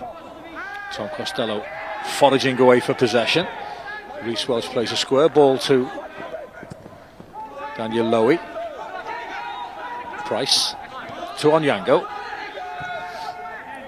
Again, he takes a chance. He played that rather blind and square again twice. Put forward, headed away by Christensen. Poor headed clearance though. Picked up by that man Sean McGurk. He's low centre of gravity, quick feet. But on that occasion, he can't get past Daniel Lowy. That's a free kick. Yeah, held on for it for too long then at that time, Sean, and It's great support here from Dan on the right hand side from full back position, and probably should have just lent him the ball. Wigan have beaten Harrogate Town 5-0 and Notts County 3-2 to reach the third round of the FA Youth Cup this season, and they lead Everton by 2-1. Daniel Lowy, that's a good ball. Been a good game, Darren, hasn't it? Yeah, it has, yeah. Worthy of one of Goodison Park. I think that would have given them both sets of players. Yeah, it would have been great, wouldn't it, to play the game at Goodison Park. Terrific for both sets of players. I've seen a couple of under-23 games at training grounds this season. One at Tottenham recently, and it's just not. It's not right for the lads. It's not fair. It's not a proper game. I was down at the Tottenham Hotspur training ground. I was no more than 5 yards away from Jose Mourinho. Actually, he only stayed for about 10 minutes or so before. It's just not. It's not proper football. No one's getting anything out of it, Darren, are they? No. I think the idea of this under-23s programme is to give them stadiums, is to make sure that the players are developing and getting something out of it. And go back to when I was coming through the youth ranks at Everton as a reserve team player. We were playing the Liverpools and Manchester Uniteds, and they had Stephen Henshaw's and Gary Neville's, and you're playing alongside. We played with senior players in the reserve league, so you played alongside your Scott Gemmels and Duncan Fergusons and etc., as well as against senior professionals. And it doesn't half aid your development when you're playing against pros and when you get to learn what the game's all about, as opposed to playing against your own age at a training ground. And as you say, the manager stays 10 minutes and's had enough.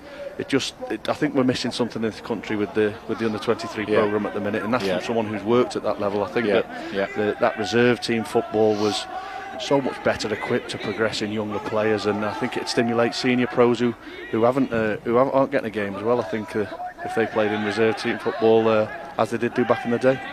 Well, I spoke to Mark Hughes just yesterday, who's still playing at the age of 34 for Accrington Stanley. Just break off because Wigan Athletic had the ball in the penalty area, cleared away by Reece Welsh, headed back towards the Everton defensive zone. Warrington heads it to Lowy, and Lowy volleys it away. Tom Cannon on the halfway line. It's got to be a free kick, referee, and it is. Very quickly, spoke to Mark Hughes yesterday, and he made his debut for Everton reserves at the age of 16 and had to mark Dion Dublin, who volleyed him all over the place. Unbelievable, isn't it? And it just goes to prove the point. I mean, some of the senior professionals that we played with probably didn't want to be there, but because everything was done right and it was against other seniors, you got some real good games back then at that level.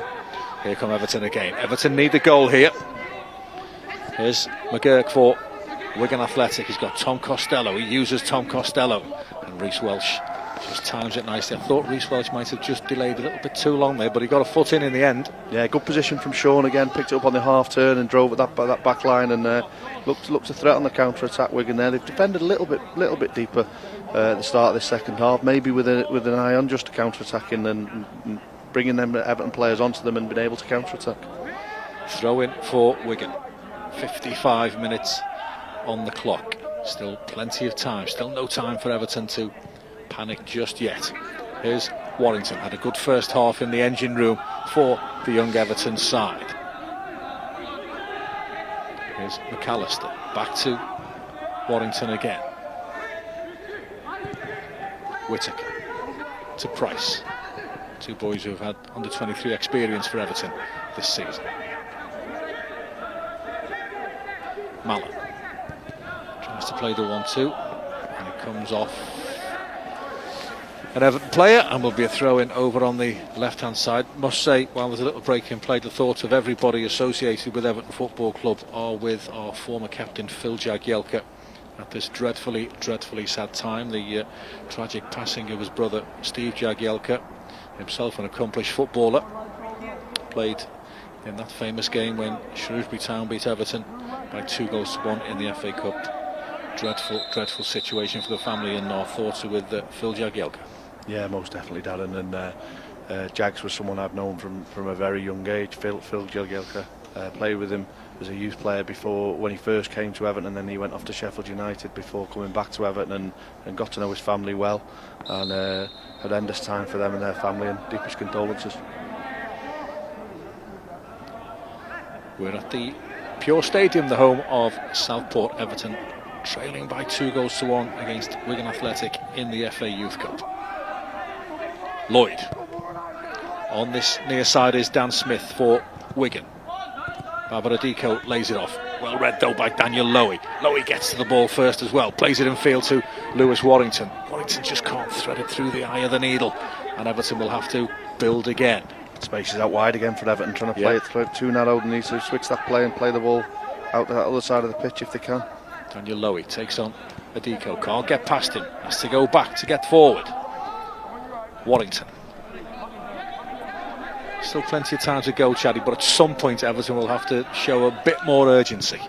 Yeah, definitely moving the ball well here though, Darren Everton. Daniel Lowy, first time cross, cannons off Dan Smith, and it's another corner for Everton on this left hand side. Be interesting with Sean McGurk playing off them front two for Wigan at the top of the pitch, and then that back line does seem to be dropping a little bit too deep for Wigan, and that space is then being created for Everton's players in the middle part of the pitch for them to move it and take that extra pass and have that little bit more time on the ball. I think in the first half that back line got up with the front players from Wigan, and that's why they enabled that press to work for them. They start to drop deeper and deeper as the game goes on. There could be spaces opening up for Everton. Corner kick, Isaac Price. It's a deep corner kick. There's a chance at the far post, and it's cleared off the line, and then it goes into the back of the net.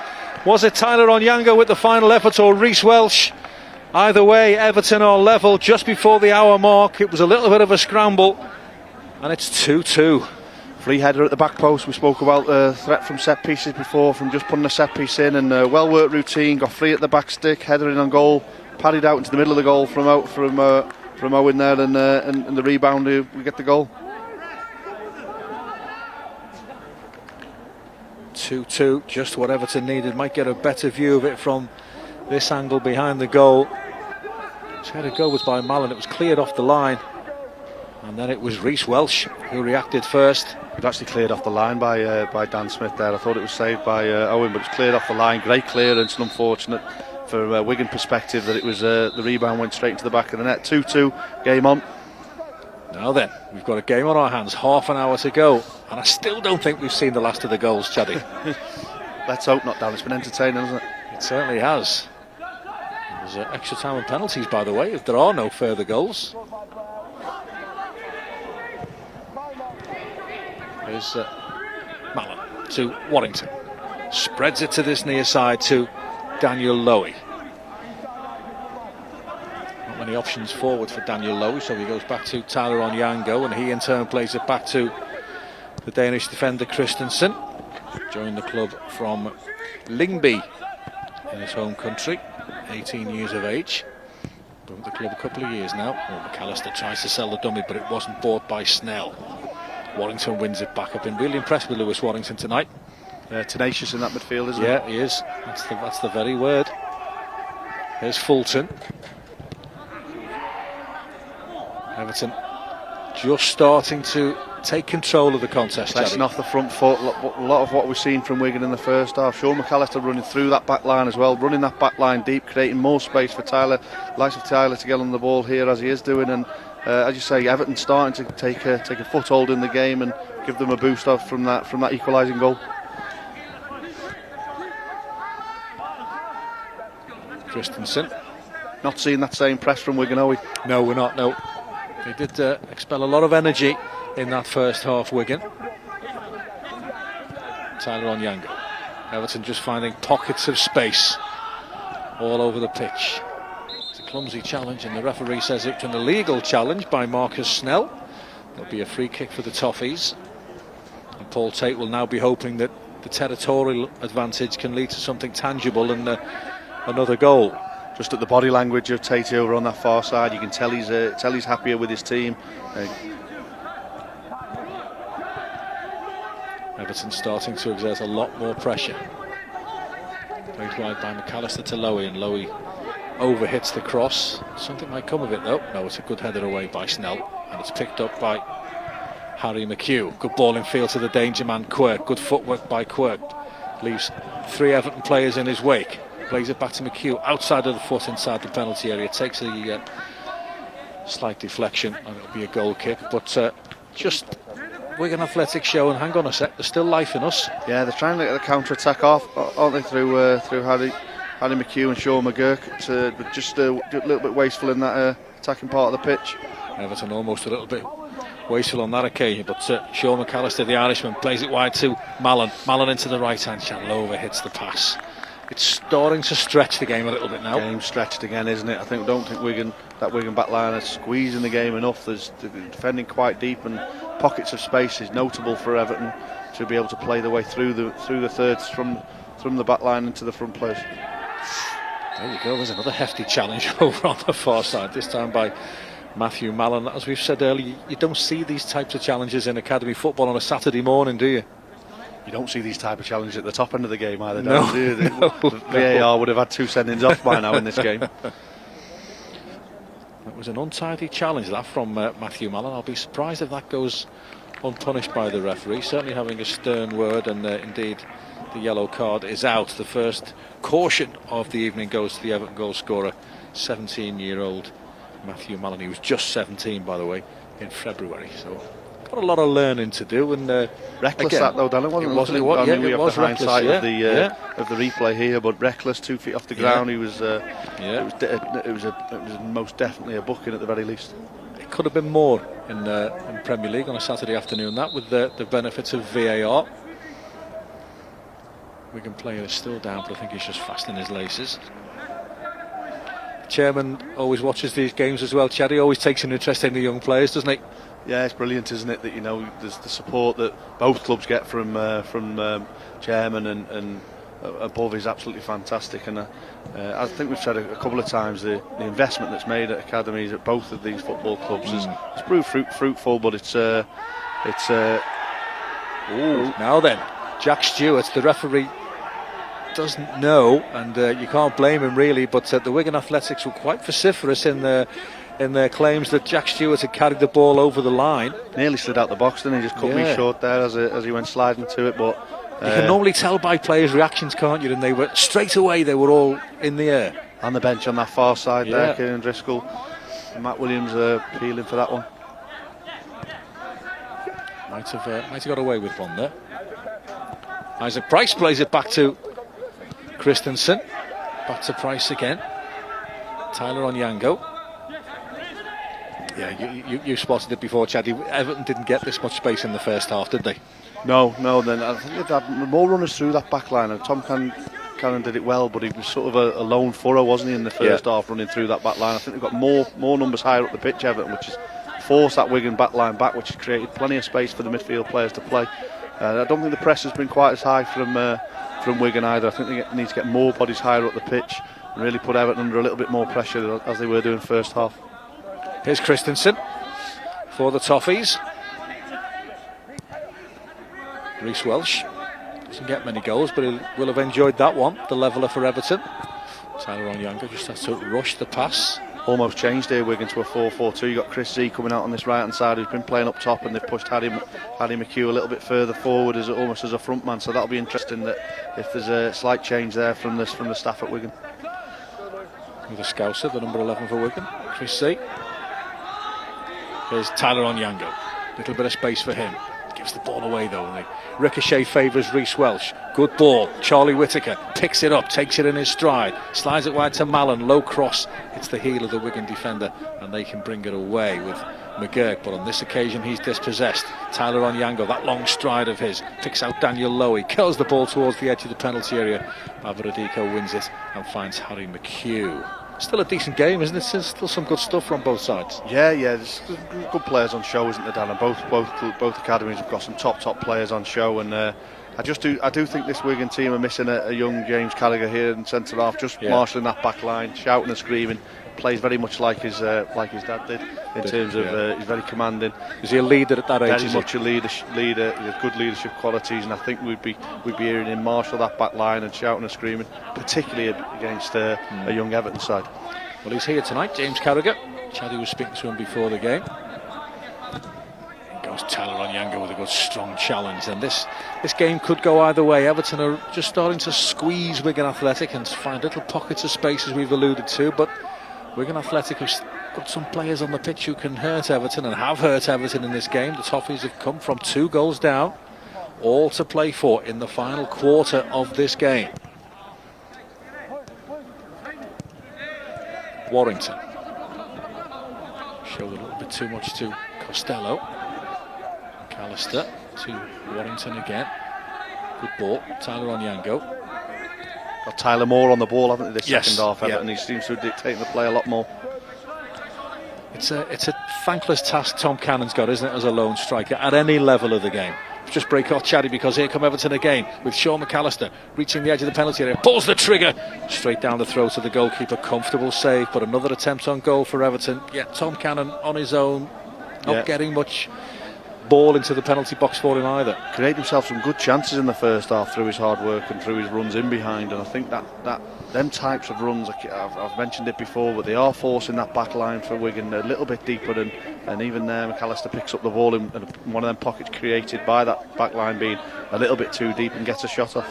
It's so easy for a young striker, any striker who's ploughing a lone furrow, to become a little bit disenchanted, a little bit bored with things. You even see it at the Premier League level, Richarlison and Dominic Calvert-Lewin, they come deep because they want to be involved in the game. Yeah, and it's vitally important they stay high and force that back line back, and particularly with Tom tonight, because he missed the penalty, hasn't he? But I think his performance has been excellent. He's worked his socks off, and he hasn't let that penalty disappoint him in his performance, and in his body language he's still positive, and it's going to turn into a really good game this now. I couldn't really call it. Oh, difficult one to call. Lloyd takes the free kick, Christensen heads it away. Warrington tries to volley it on, but doesn't get much purchase on it, and it allows Wigan to regain possession.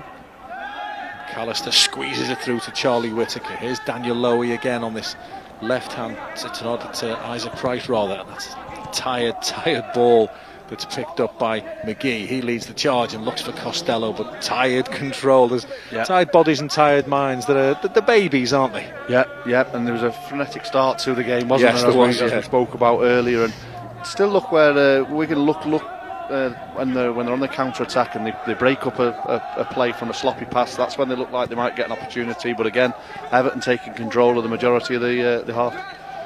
Christensen, Price to Lowy. Lowy back to Christensen again. Reece Welsh asks for it and gets it. Then he gives it back again. 20 minutes to go at Southport. 2-2 in the FA Youth Cup. Extra time and penalties, don't forget. Christensen, it's a poor ball again.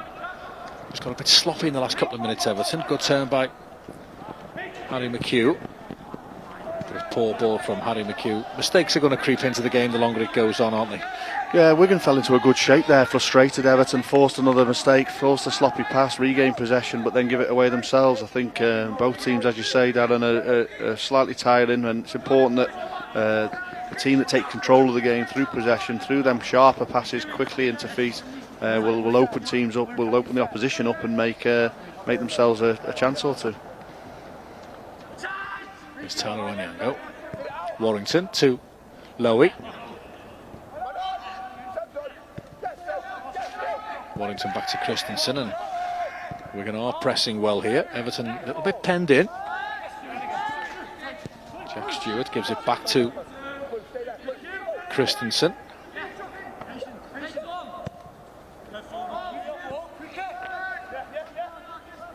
It's probably the first lull that we've had in the entire game, Chatty, which you'd settle for. 70 minutes of action. Yep, pace has just dropped, hasn't it? Tempo of the game's just dropped a little bit. I think that'll actually suit Wigan a little bit more, to be honest, if I'm honest, because Everton have been in the ascendancy. I would suggest they need to keep that tempo in the game and keep moving that ball quickly if they can. Should have just gone for the kill, shouldn't we, when we had them on the back foot? Yeah, and Everton Wigan have managed to slow the game down, haven't they, and just fallen into a shape, although they've got through them this time. Everton. Whittaker can't find McAllister, but he can find Mallon, who takes it in his stride. Mallon gets the ball to the byline, back across the face of the goal, too close to the goalkeeper, and a comfortable parry for Owen Mooney. So he had the trial at Everton earlier in his career, Owen Mooney. So he will have enjoyed the penalty save, that's for sure. Yeah, I think Wigan got him from that other lot over the other side, mate. Yeah, all right. But we can forgive him that. Yeah, absolutely. We all make mistakes. Corner kick for Everton. Big Reece Welsh goes forward again.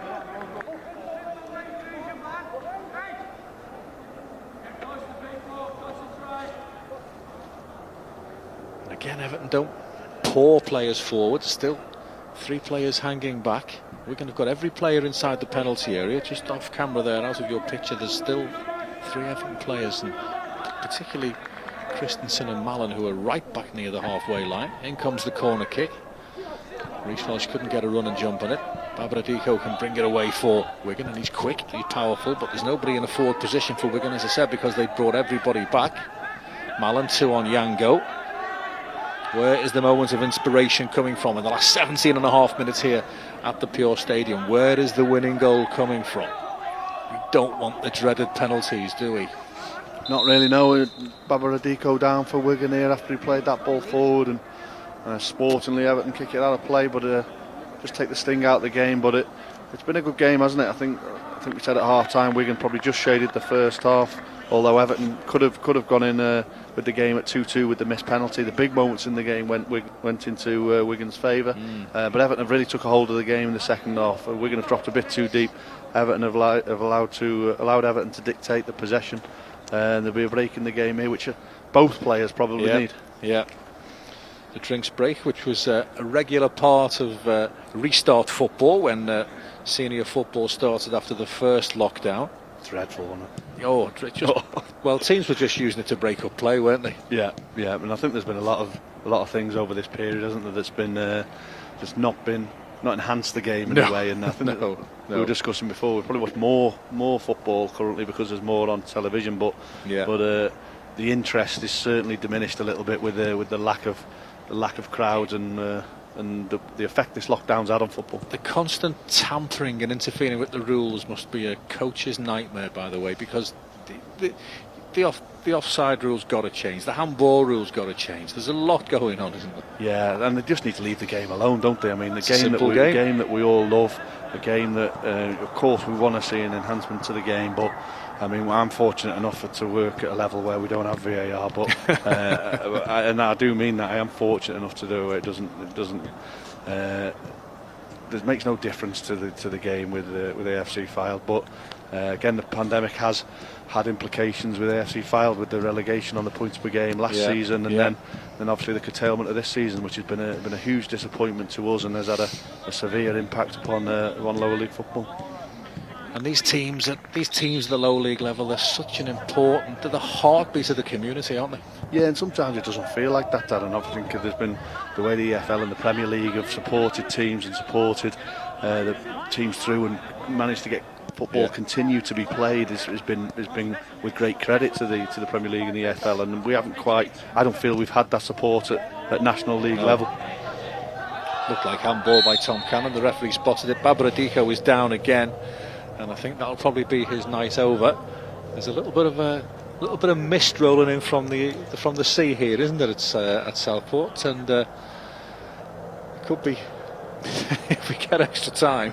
I had the hat, scarf, and gloves ready this morning, and then I didn't think I need a coat in mid-afternoon, and I'm glad I put one on.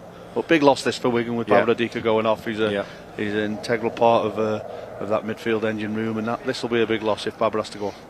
He's a unit, isn't he? He's only 17. Great energy, good on the ball, can really break from midfield into the box, and we've seen that a couple of instances. First time we spoke about, he played for me in the under-23s for Wigan and scoring, and it's a big loss to see him go off for Matt Williams and for Kieran Driscoll. He's got a long walk as well. Looks like a thigh issue. He's got to walk all the way around the side of the pitch, and Wigan Athletic are forced into a replacement. Just waiting to see who it is who'll come on. Definite change of shape for Wigan in this last 15 minutes as well. They've definitely gone from that diamond into a more 4-5-1, bringing Chris C out onto this right hand side. Millen Brown is on for Wigan Athletic. Good player, Millen. An attacking substitution. Millen's a wide player, so he'll be disappointed not to start the game, but gets his opportunity now. Joined the club from Bury, his hometown club. And the ball is safely in the arms of Jack Stewart. Young players all over the pitch. It's been a high-tempo game. It's been a good game of football. We've got 13 minutes to go before an extra half hour, an extra energy-sapping half hour. Can one of these teams fashion a winning goal? Here's Christensen. Playing off that mid block now. We're going to press high, didn't they, early on? Now letting Everton have it at the back, but we found a pass out wide. Mallon, good early ball. McAllister is offside. Couldn't pull the ball back for Tom Cannon anyway, but the assistant referee over on the far side has pulled that back. Done well, McAllister, since he's come on. He has. He's looked lively, hasn't he? Yeah, I think he's done well. Caused the backline problems for Wigan. Run from a little bit deeper from the wider positions, but I think he's done well. Free kick for Wigan Athletic. Owen Mooney thought about playing it across the edge of his own penalty area to his fellow Scouser Kieran Lloyd. Change of shape for Everton as well. They've abandoned that 3 at the back. They're now 4-2-3-1. There's an absence of Wigan-born players in the Wigan side, Sherry. Why is that? I'm not sure. We have got them throughout the age groups. Looking, there's a couple of substitutes there. Keir Monks is Wigan, but you know, I think Wigan have done so well, and I've mentioned it a couple of times with the 4 big clubs around them, Everton, Liverpool, United. It says a lot for the culture and for the environment that was created ultimately by Gregor at the academy to keep hold of some of these players that they've got. Ball towards Tom Cannon, hasn't touched the ball for a while, and he's not going to touch it then either. I'm a child of the 70s, so I remember Wigan Athletic in the Northern Premier League. So to see a team in the Northern Premier League one day win the FA Cup is it's a fairy story, isn't it? Yeah, and it's been. I mean, I was part of it when the club first went into administration. It's been so difficult for the supporters and for the staff. People losing their jobs. Tom Costello breaks here down the right hand side, across the face of the goal. Good foot in by Reece Welch. A very important foot in by Reece Welch. Now can Everton counter? Appeals for handball against Charlie Whittaker, not given, but it was a lazy ball forward towards Tom Cannon. Didn't really give the Everton centre forward much of a chance. The service might be better now from Isaac Price. He does find Tom Cannon. Rolls it back to Whittaker. Lewis Warrington, back to Whittaker again. Tyler Onyango, patient build-up from Everton. Spreads it to the right-hand side to Mallon. Just that zip and the energy seems to have gone out of the game. Yep. Jay Fulton there, just squeezing the back line. Ball moved backwards. Jay Fulton for Wigan just squeezed that back line and got them out. A bit more of a block going on from Wigan and making it difficult for Everton to play through the lines and forcing Everton out wide. But Everton have got to remain patient here, keep moving the ball quick and knowing that an opportunity will come, and keep looking to find spaces and move the ball a little bit quicker and shuffle them back lines. Yep. Whittaker wriggles free, keeps the ball at his feet, but eventually just runs into a Wigan cul-de-sac, and Wigan can clear their lines. It's an anywhere will do clearance from Wigan. Everton have got to go for this. Everton can smell blood here with 10 minutes to go. They've really got to force the issue. Yeah, you can just sense, can't you, that Wigan are going to have to defend here for this last 10 minutes and use the ball a bit better and try and keep the ball when they get it. Warrington running behind. Yep, looks for Tom Cannon, finds Tom Cannon. Foot in from Dan Smith, the referee, takes a little tumble. Costello, foot in by Tyler Onyango. Ball breaks for Lewis Warrington. Here's Lowy for Everton. Back to Warrington again. Man on is the shout. Tyler Onyango picks it up and will play it to the right hand side where Reece Welch is in a little bit of space for the Toffees. 9 minutes to go here at Southport. 2-2 in the FA Youth Cup, a competition that Everton haven't excelled in recent years. Isaac Price chips it into the penalty area, but once again, it was nearly fumbled. It was fumbled and then safely gathered at the second attempt by Owen Mooney. In this second period, the balls in from the wide areas from Everton haven't really been good enough. No, but they've got good rotation amongst the front players there. People looking to run through the lines, people dropping into pockets to receive. There's some good attacking movements taking place for ahead of the ball for Everton, which is why they're enabling them to create chances, as we've just seen. A slight fumble from Owen Mooney, but he managed to get hold of it the second attempt. Nice little layoff. McAllister to Daniel Lowy. Puts the ball into the danger zone. That's what Everton have got to do. Will it break? The offside flag is up again. Just a lack of concentration. Be interesting if Everton do that, Darren, especially with the 2 centre-halves missing from Wigan. Will they start to play a little bit longer, push that ball from the wider areas into the middle from a little bit deeper, like we've seen there, and really test the back line of Wigan? Will they start to lump it in a little bit more and look to get that goal? Nothing wrong with that, is there, with time ebbing away? Just the good old-fashioned welly it forward. We often see it, don't we? Certainly in the cup ties, they put it into the box as high as you can and hope that something drops to you. Owen Mooney. Warrington wins the header. Tom Cannon cushions the ball to Whittaker. Cannon goes for the return ball, but once again the feed into Tom Cannon doesn't give him a sniff. They're a bit too over-eager, the Everton players, aren't they? The sense that they're on top, and then they're forcing passes a little bit more. Here's Costello, well policed though by Reece Welsh. Costello rolls it all the way back. Fulton to McHugh. His opening goal seems a long time ago. Clipped forward by him, but Wigan are afflicted by the same wasteful, isn't it? Yeah. On both parts. Onyango. Back to Christensen. Onyango again. 7 minutes to go. The opening 3 quarters of this game were excellent. The last quarter has been what you'd expect from young players. A little bit laboured. Certainly in this competition, you normally see legs go around this time. Good control by Mallon. Infield to Isaac Price. Again, it's a tired ball. Cleared away. It could be a long extra half hour, this, by the way. Extra time. Mistakes will happen though, won't they? When players start to get tired, we'll probably see 1 or 2 mistakes. But interesting, Wigan have sat in here and allowed Everton to come back onto them. Onyango. Took a chance there, Marcus Snell, with that challenge. It's Onyango again. Can Everton get the ball into the danger zone? Can they fashion one chance that will seal this FA Youth Cup 3rd round tie once and for all? Done well to come back from 2 goals down. Can they finish the job off? Mallon, that's a great ball in. Cannon peels off. Oh, it's headed off the line. What a clearance that was. Just about to say what a goal, but Fulton it was who got back on the line. Tom Cannon didn't do a great deal wrong there, Chaddy.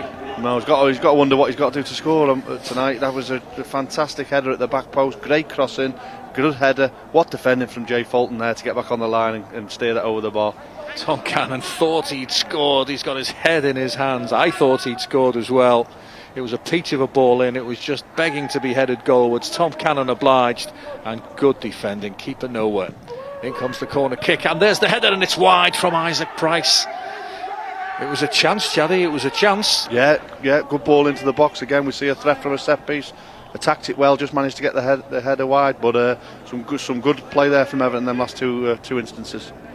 Well, he lost his marker, Isaac Price, and he will probably feel he should have hit the target. Yeah, I think Wigan will be disappointed with that. They've got to get that first contact from set pieces. That's an area of the game where they can control, and they must get that first contact when balls are coming into the box. That's going to be important now. This last 5 or 10 minutes we spoke about crosses coming in. Yeah, getting that first contact is going to be vital for both teams. Harry McHugh takes the free kick. He rushes it, and Everton can clear. Here's Warrington over the top for McAllister to chase. Here's Fulton, who has kept Wigan Athletic in this tie. Then he wins the free kick as well. Significantly, we haven't seen a great deal of Sean McGurk in this second half. No, and I was just thinking, Wigan haven't managed to get 3, 4, 5 passes together, have they, in this half? They've been forced into clearances up the pitch. Tom Costello's become more and more isolated, and albeit from some outstanding defending from Jay Fulton, they've been finding themselves 3-2 down. They've got to get a grip on the game. They've got to look to find a few passes for me. Forced away from goal, comes off the referee. He's got to blow the whistle, hasn't he? Although Wigan have kept possession. Now Everton win it back, then Wigan pick it up again. Driving forward is Millen Brown, the substitute. First time we've really seen him. Smith, infield to McHugh. Back to Smith again. And the cross comes off Daniel Lowy, and has the referee actually given a free kick for handball? I think he has, and if he has, this is a really promising situation for Wigan, and danger for Everton. Bit better from Wigan. Just spoke about putting 3 or 4 passes together. Ref was included in one of them, but a little bit better, and free kick coming in from a wider area. Everton have got to defend this. Wigan Athletic have sent the 2 central defenders forward, Lloyd and Fulton. Well, we've seen what Sean McGurk can do with a dead ball, and this is dangerous for Everton. 87 minutes on the clock, 2 apiece here. McGurk takes the free kick, it's low. He's lucky to get the ball inside the penalty area. Good block by Tom Cannon, and it spins away for a corner kick for Wigan. That could have gone anywhere. He did well then, Tom, to get a block on it. Yeah, because it wasn't the best free kick in the first instance. Just about to say, looked a poor ball in, didn't it? And then it just broke to Chris C. Great touch and hit on the spin. Good defending by Everton. Numbers between the shot and the goal, and deflects wide for a corner. Corner kick for Wigan. McGurk ambles across to take it. Again, Everton have got to concentrate. Time ebbing away here at Southport. It's a poor delivery again from McGurk, twice picked up by Snell. Good ball by Snell back to McGurk. He's onside. No, he's not. Wiseman had a little think, gave himself some time, and then raised his flag. Let himself down there, Sean. Not only did he poor delivery, he was lazy to get back onside, and allows Everton to get a free kick and regain possession of the ball. But a bit better from Wigan in terms of the last couple of minutes. They've looked a little bit brighter, probably the first time they've actually been in that final third, and looked to threaten Everton's goal in this second half, when Everton now regain possession and move the ball across that back line. Half chances for both sides, but it remains Desmond. 2-2 here. Reece Welch for the Toffees. Is there one last chance? Good ball, good take by Whittaker. Can he get the second ball? Yes, he can. Plays it wide to Mallon. Mallon for Everton in the closing stages of this Youth Cup tie. He's penned in, and he's just run out of space. And it's a goal kick, and it all ends rather tepidly. I think, Chaddy, we should brace ourselves for extra time here. Ebbs towards extra time, doesn't it? As the temperature drops. Well, Paul Tait doesn't want extra time because he's about to make a substitution. Lewis Warrington, who's played well tonight, makes his way off, and he's replaced by the live wire, that is Rafa Garcia, London born, signs from Fulham in 2017. It won't surprise you to learn that he speaks fluent Spanish, and he can make things happen. Yeah, Rafa's a bundle of energy. Been injured, I think, hasn't he? He's been yes, he has, had an injury, but no luck with injuries.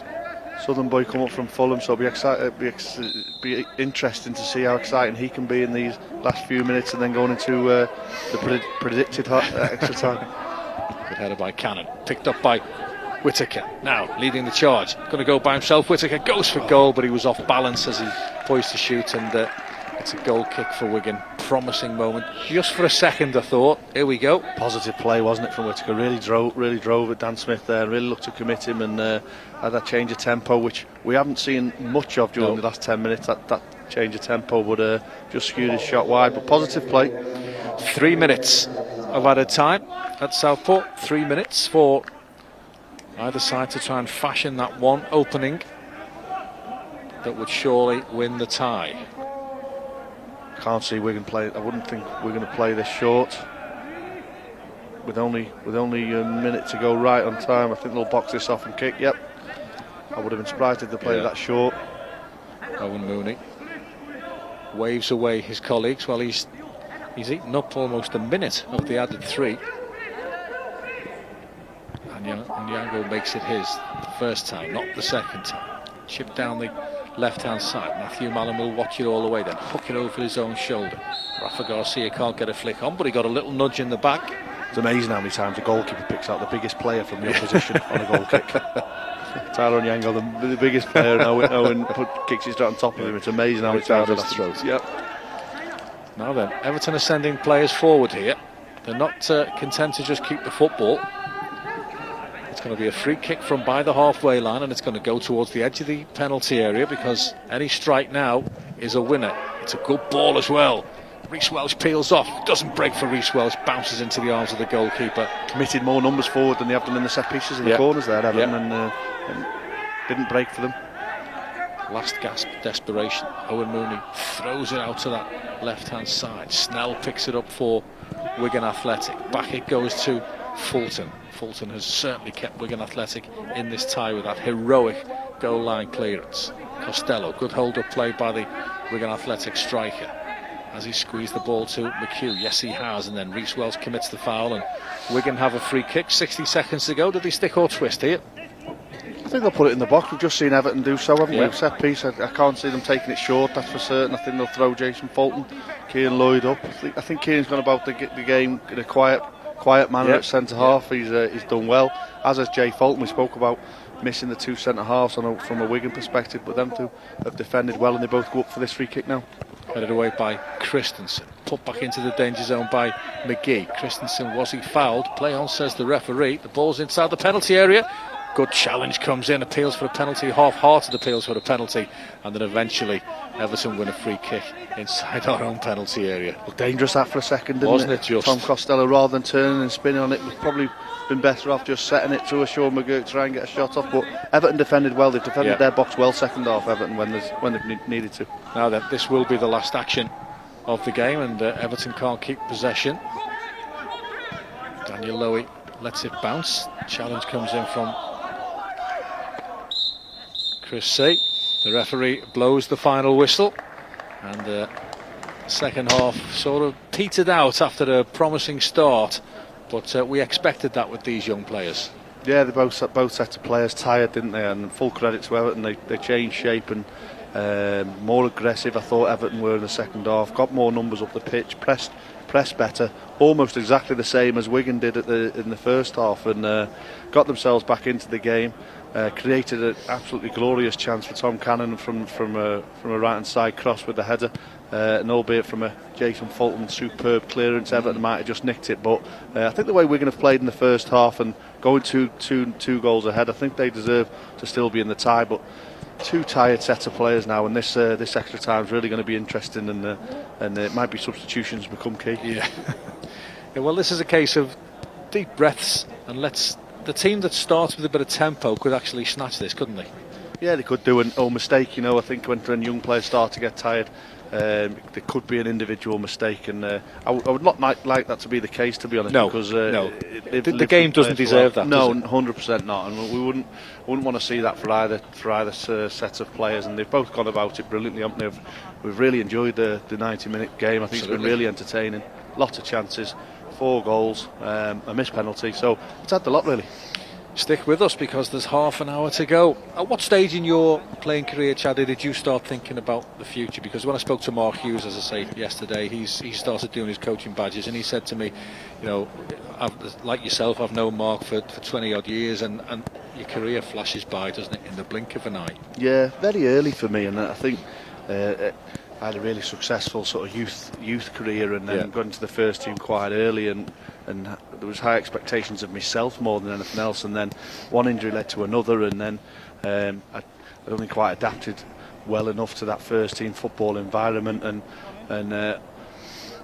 I think once I'd gone 3 or 4 injuries down the line, I started to very quickly think I knew I wanted to stay in the game. I love the game, and I was intelligent enough to know that I wouldn't be able to retire after I'd finished my footballing career, and I would need a second career, and that was always going to be into something like coaching. And very early on, I was 25, 26 when I was back onto Neil Jewstep and Ray Hall, and actually came into Everton's Academy and helped with the foundation phase, which is the babies at the time, and Tom Kearney was part of that process, who's still very much an active member of the Everton Academy now, and it was very much about gaining experience and knowledge, and then trying to learn how to coach the game, and not just play. It's okay having playing the game and knowing the game, but how you then implement them ideas from coaching sessions and various other ways. It was something that I had to learn. So it was almost like a balance between my playing was very much the main priority initially, with coaching sort of just on the side, and then as I started moving on a little bit older and playing at a little lesser level, coaching sort of crept up, and then that became more important than the playing for me personally. And I got to a stage where I knew I didn't want to play level in the conference, I knew I had a good opportunity to go into Blackburn Rovers Academy, having worked with Everton's Academy part-time, and that's what I chose to do, and it was a good decision. I was still young enough to play, but I wanted to move into that coaching side, and I've absolutely loved developing and working as a coach. It's been a good journey for me so far, and that's how it went for me. You mentioned expectations on yourself. When you first came into the side, I remember, under David Moyes, you scored a few goals early on, and all that did was increase the expectation. Yeah, it did, but I had high expectations of myself. I think I came to the club as a 12-year-old and got driven up by my parents from Stoke-on-Trent and was a regular scorer and played at an age group higher, almost regularly really, and scored a lot of goals in the academy, and I continued to do that at reserve team level against senior and fellow professionals, and it was a natural step for me to go into the first team, and as I say, that first team football, and I remember I moved to Plymouth, and I don't think I'd had a spell of not scoring goals, and I all of a sudden went into the bright lights of first team football and didn't score goals, and I found that very difficult to deal with, and the pressure that then it brought up on me, and it's a difficult thing. Look, you're trying to do what 0.01% of people in the country, men, do, to go and have a professional career, and I'm full of admiration for Julian Osmonds and Tony Hibbert, who I was with in the youth team, and managed to sustain that over such a period of time. It's people don't appreciate how difficult that is, and for them to become top professionals at Premier League level over the amount of years they did, I've got huge admiration and respect for what they achieved in their careers. Are you surprised that Tony Hibbert didn't go down the same route as Leon Osman and be a television star? No. We've got half an hour to go here. I don't think he'll be listening in his fishing village or whatever right now either. No, happily ensconced in France. Oh, there's an interesting kick-off. McGurk played the ball forward, and thankfully Everton quickly wised up. Half an hour to go. Mistakes will creep in. Young tired legs equals young tired minds. Here's Mallon, good challenge. Finds Isaac Price. Now then, Whittaker. Tom Cannon peels off on the left-hand side of the penalty area. The pass reaches Cannon. He goes for goal, and he finds the bottom corner. It's a super start to the extra period for Everton. 27 seconds on the clock, and Tom Cannon has exorcised the ghost of his missed penalty to give Everton the lead. Been a threat all night, Darren, hasn't he? And as he lined up that shot, he hit it well, much better than he hit his penalty into that bottom corner, and real great finish from Tom Cannon. And he's kept going, hasn't he? He could have dropped his head after that penalty miss. He's kept going, and he's been a threat all night and gets his goal. I actually felt Wigan started on that front foot, positive right from the kick-off, almost ran up the pitch and left themselves open to that attack, and with the very first attack, Everton get themselves in the lead. There's a great view of the goal as well. Had to place it accurately, and you can't get more accurate than in off the foot of the post. A little bit too much space allowed to him to get that shot off, wasn't there, from Dan Smith, unfortunately, but a great finish from Tom Cannon, and gave the keeper no chance whatsoever, and be tough now for Wigan this. Yeah. Pity it's not the old golden goal rule, isn't it? Because it's getting rather chilly here now at Southport. Although I never liked that golden goal rule. No, another bad one, wasn't it? Yeah. Unless, like yourself, you've got your tea waiting for you when you get it. Which I haven't. Got a Mars bar in my bag.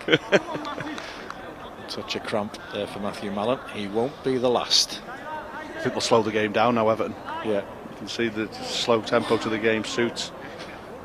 For people who have never had cramp, it is agony, isn't it? Well, I think we can tell there by how it's like Forrest Gump with the calipers on there. Well, I don't think Matthew Mallon will finish this game. Now then, here's McAllister looking inside the penalty area for Rafa Garcia. Rafa Garcia back inside the box to Cannon, who's full of beans now. Turns and shoots, takes a deflection off Miggy and goes for a corner. And Everton could pull away here now. As Everton pour pressure on and pour men forward. Corner kick for the Toffees.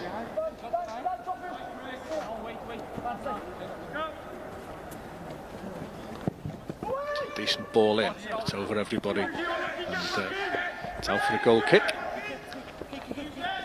And, poor Matthew Mallon is in absolute bits near the halfway line. He's manfully coming across to try and stuff out the space Tait afforded should, to Malin should Brown. have been screaming at him to overlap on that last attack. Well, he's just made a good challenge there, and that's probably done the trick. That's probably relaxed the muscles, because there he is, Matthew Mallon. An eventful evening for him. He's scored for Everton, and he's also been crippled with the cramp. Here's Fulton. Snell. Fulton again. It's about this time Matthew doesn't need to hear that he's training with under 23s tomorrow. There he is again. Tyler Onyango. Nice composure. Back to Welsh. And, Everton just need to keep the ball and try and make Wigan chase after it, because gaps will appear, as they are about to now. Here's Whittaker. Attempt comes in, spins away for a corner from Sean McAllister.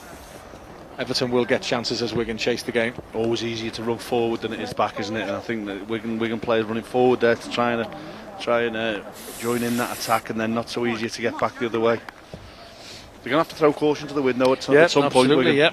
Well, it's a cup tie, isn't it? So whether you lose 3-2 or 5-2 or 6-2, you're still out of the competition.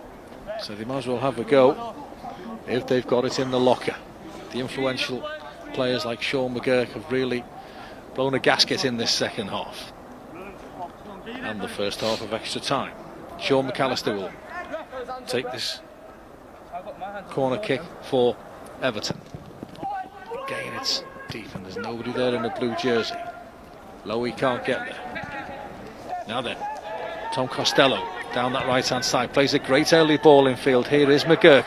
Is a commentator's curse. McGurk onto his left foot and pulls the shot just wide. I think I'll keep my mouth shut. Yeah, great chance that from Wigan, wasn't it? Tom Costello latched onto the counter-attack, squared a good ball to Sean McGurk, and we've seen his quality already tonight. Yeah. I thought he was going to just reverse it back to Tom Costello, but took the shot on, and he'll be disappointed with that. That was a real good opportunity for Wigan there. Through the legs of Christensen, and thankfully harmlessly wide. 10 minutes of the first period of extra time to go.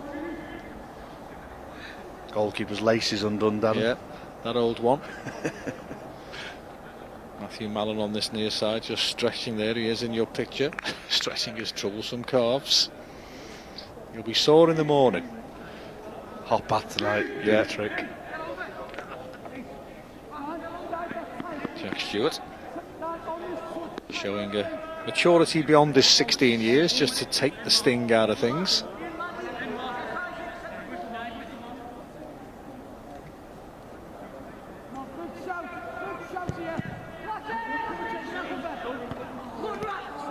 Little flick from Rafa Garcia. Tom Cannon will chase it down.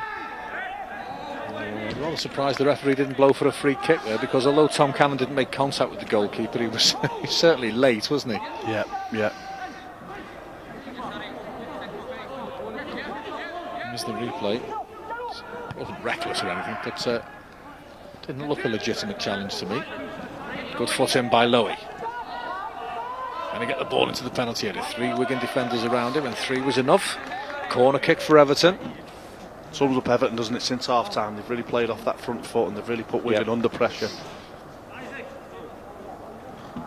Tom Cannon will be a mightily relieved young man, having missed the penalty. Keeping a man up now, Wigan, so they'll be looking for that counter-attack, as we've seen just during the last phase of play there, and Everton need to make sure they keep the back shut and guard against that counter now. Reece Welsh is forward. Rafa Garcia twisting and turning inside the penalty area, pushed away by the goalkeeper. That's risky. Lowy picks it up but stands on the ball, and Wigan can break here, and there it is. There's the out ball towards Costello. Christensen will chase it down and clear his lines tidily.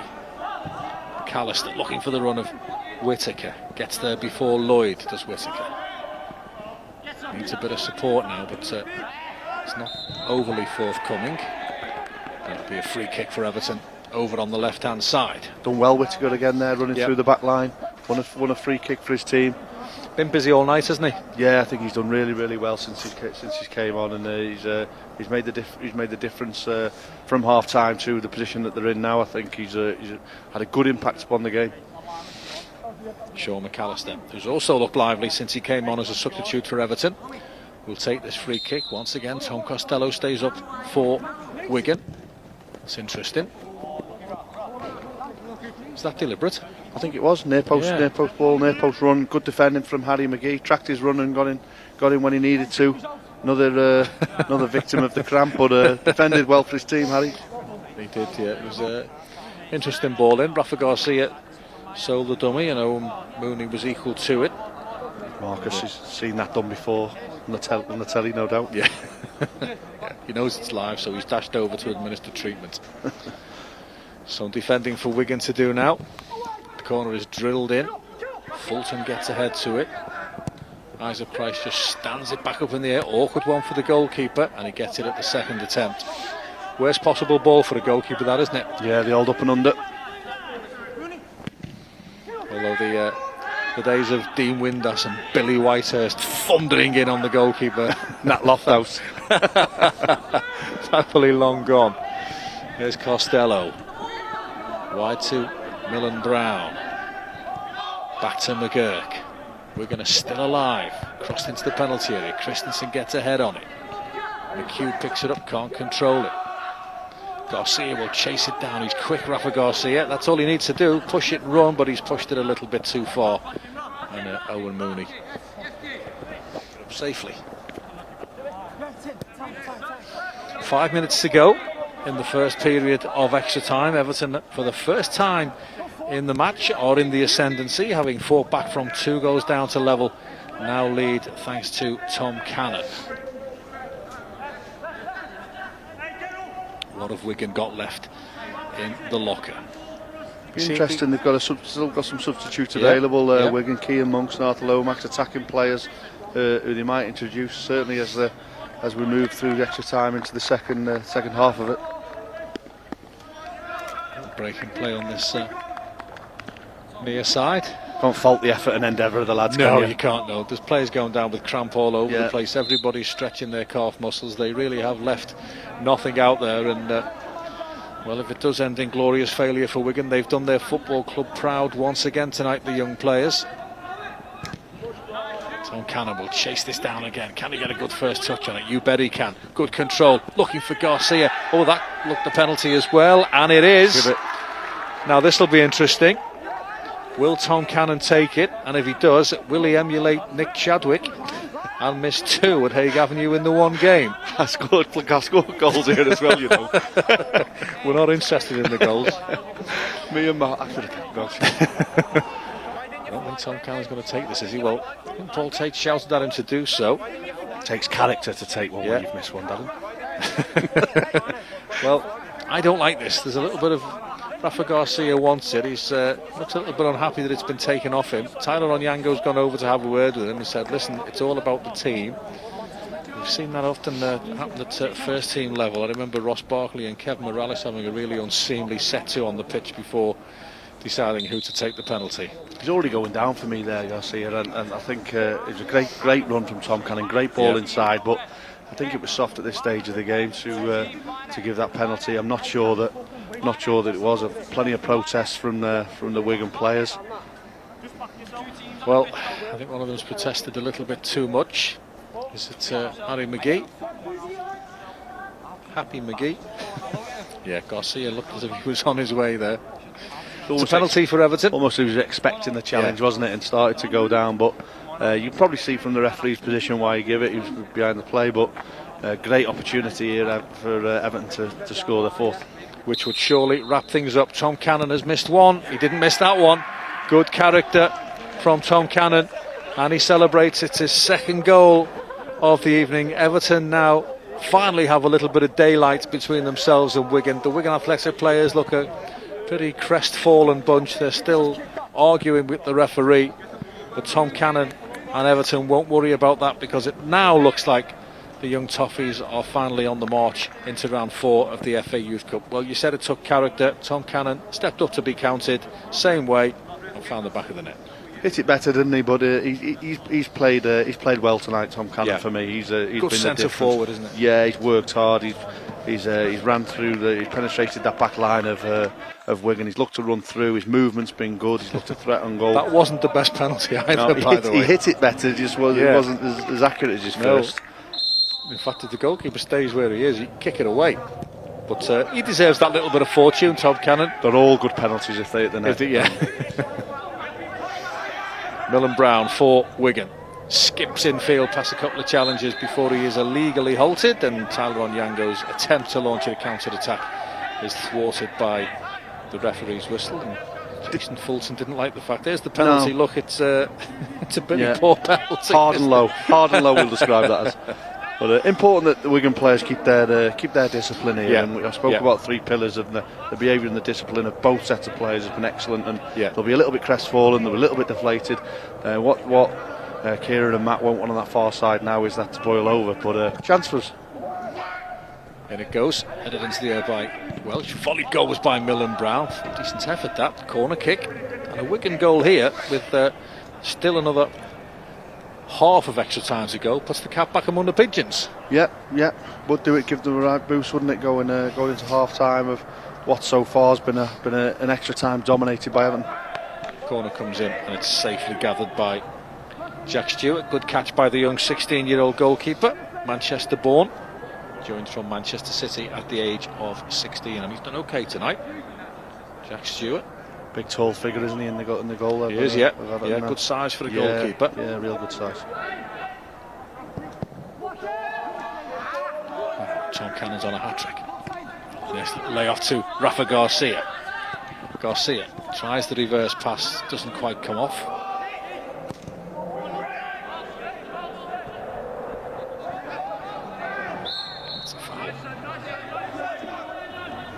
Said earlier in the game they have to learn how to foul these young players, don't they, and not make it quite so obvious. There's an art to a subtle infringement, isn't there? Yeah, it's a nudge as opposed to a bowl over. Free kick for Wigan. Time is just about up at the end of the first period of extra time here at Southport. We're by the seaside, but it's pretty chilly. Decent ball in, that good headed away by Christensen. Costello can't guide it back into the box. Tom Cannon is fouled, surely, by Harry McHugh. Yes, says the referee. Free kick for Everton, and that should just about see out the first period of extra time. And with regards to the first period of extra time, Shaddy, it couldn't have gone better for Paul Tait and Keith Southern. Most definitely not, and from that very first 30 seconds where they get the goal, they've been on top, haven't they, in this first half of extra time, and they look tired, the Wigan lads. They put a lot into the game. They pressed brilliantly in that first half, and that seems to have taken its toll a little bit as the game's moved into its later stages. Tyler Onyango finds Christensen, and the half-time of extra time whistle blows. Just with regards to Tyler Onyango, this game was a slow burner for him, but he's gradually got better. He's gradually grown into the game. Yeah, he started to dictate, didn't he? Certainly in the second half, he managed to get his foot on the ball. He's been allowed a little bit more time on the ball, and then he's been able to pick his passes better. I think Tom Cannon's been excellent for Everton up front. I think he's caused Wigan a lot of problems, and they've got some top players of Everton, and I think Everton as a whole have mimicked Tyler's performance. They've sort of grown into the game, haven't they? The longer the game's gone on, the more you feel that they've got themselves on top. And that's not just you speaking as a fully paid up member of the centre forwards union. Tom Cannon has played well, hasn't he? Yeah, I think he's been the difference, Darren. I think he's given the back line. He's occupied nearly all the back line of Wigan Athletic. He's ran through the lines. He's created himself chances, as we said, and he's got himself a couple of goals. So he can be really happy with his night's work, and I think he's been the difference between the two teams. Well, certainly that goal is the difference between the two teams. It was a sweet finish by Tom Cannon into the bottom left-hand corner of the net. This was the chance for Wigan for Sean McGurk. He's not been involved a great deal since the end of the first half, and it was an opportunity to test the goalkeeper, but he pulled it wide. And here's the soft penalty, should we call it, Shaddy? Yeah, I think it's one of them. I think as a player, if you get that touch and you expect the tackle, then you're going down, and I think that's what's happened there, and the referees give the penalty. Just on the Sean McGurk chance previous, I think that was almost like, there we see the penalty again, and you've seen them given. You can understand why the referee's giving it, but he's looking for the tackle to come in. Obviously, Kieran's there, disappointed, but I think when Sean McGurk broke, it was like when Everton got their first goal. They possibly weren't ahead in the game, but managed to get themselves a goal that got them back into the tie, and had Wigan taken that opportunity, the extra time might look different, but Tom Cannon takes his penalty. Probably not as in the corner as his first one that didn't hit the back of the net, but I think he hit it a little bit better with a bit more cleaner. Yeah. And fair play, all credit to Tom Cannon for stepping up as well to take the penalty, having missed one.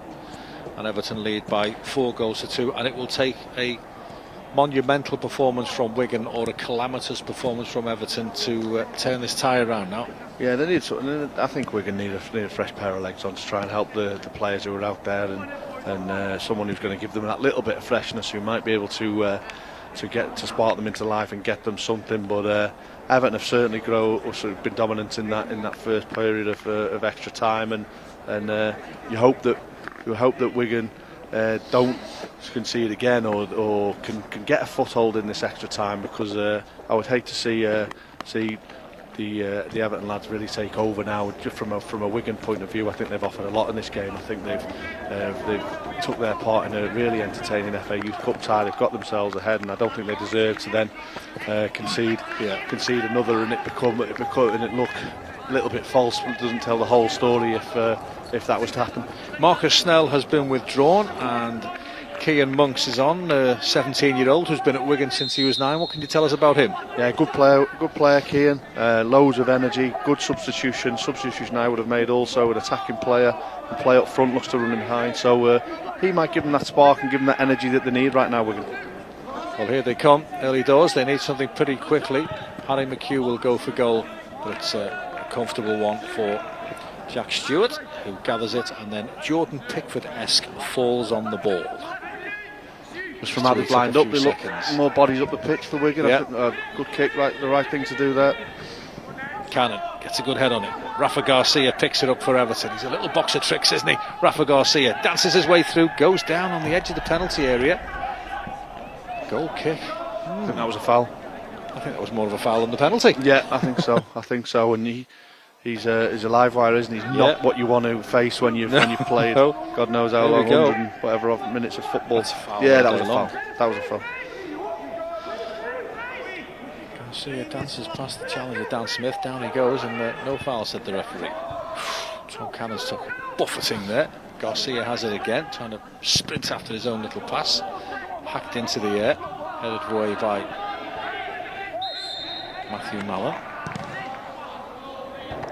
It's getting a little bit scrappy now. Tempers might start to get a little bit frayed as we approach the nothing to lose period of the game.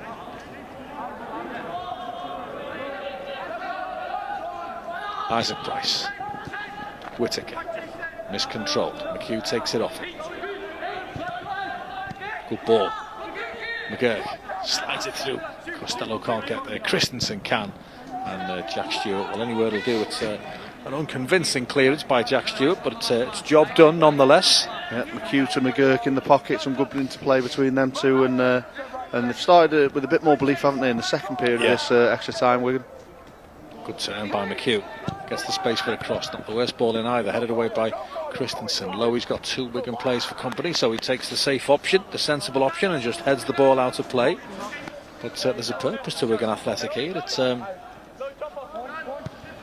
15 minutes to go to keep themselves in the competition. Tyler Onyango, don't let him out, is the shout. And Wigan do let him out, and it's a tired bit of control by Harry McHugh. It'll be a throw in for Everton. Doing his defensive duties well there, Tyler. Managed to kick the ball clear and as you say, loose control, tired control from Harry McHugh, and throw into Everton. Daniel Lowy takes it and gets it back again. Good footwork by Daniel Lowy. Little flick features Tyler Onyango, who uses his body well. Still full of running. Slides a nice ball wide to Mallon. Mallon helps it on to Garcia. Infield to Tyler Onyango. Back to Garcia again. Good move from Everton inside the penalty area. Oh, good shot on the turn by McAllister just wide. That probably would have been the pick of the bunch. Yeah, good move from Everton. Tyler Onyango does well, doesn't he? Sprays the ball out wide and then carries on with his run, and a little bit of afters there between. Yeah. It was Harry McGee there for Wigan. And Rafa Garcia. Quite see what happened there. Well, it was a case of a piggyback from McGee. You might get a better view of it from here. Garcia pushes it past. Sticks the one off. Oh, block off.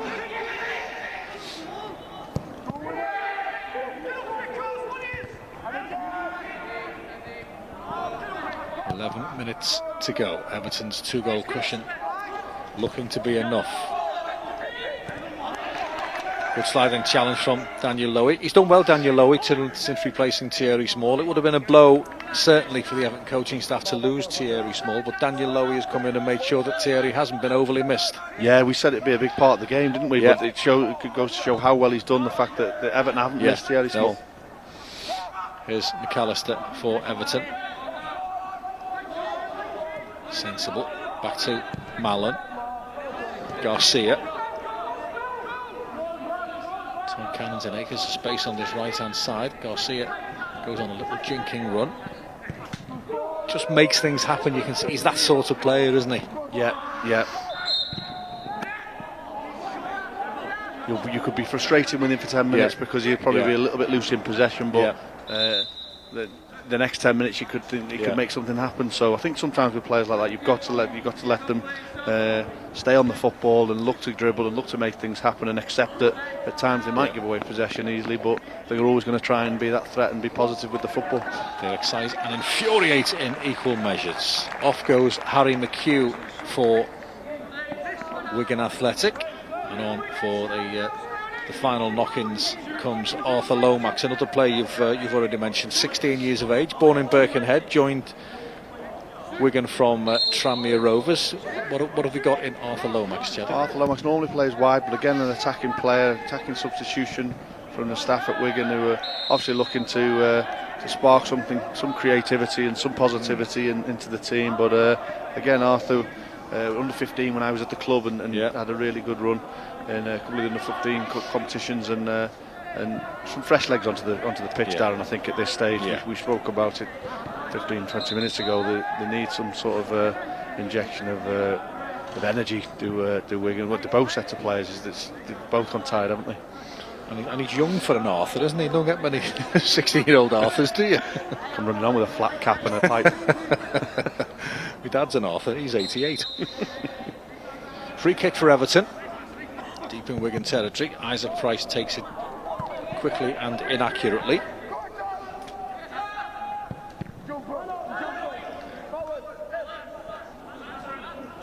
Good turn by Chris Say.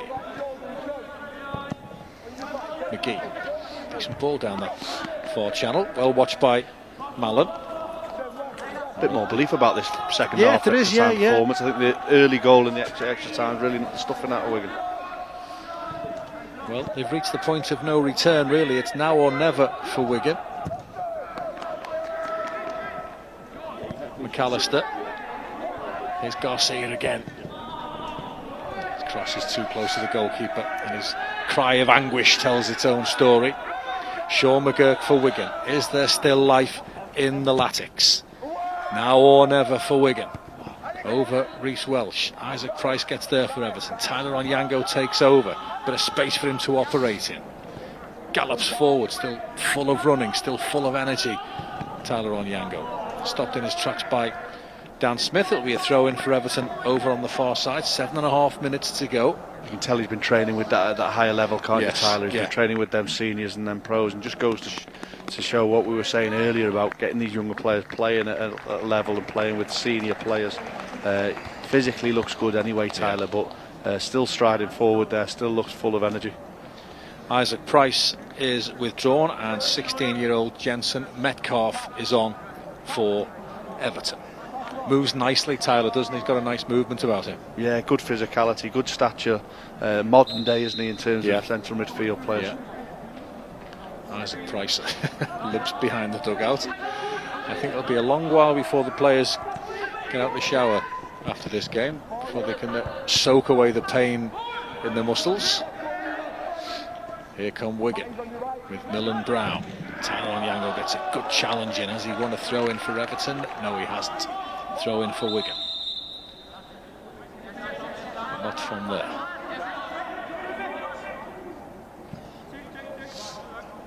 6.5 minutes to go here at Southport, and it looks like job done for Everton. It's been a long night. Here's McAllister. I'm not going to say gets it back off Garcia. We didn't quite get it back off Garcia. Things tend to happen where Rafa Garcia is, Chaddy, for one reason or another. Yeah. He's had an impact though, hasn't he? He certainly has. I think the Everton substitutions have had an impact upon the game and done really well and break forward. Quirk, McGurk can't get there. Cleared away by Christensen.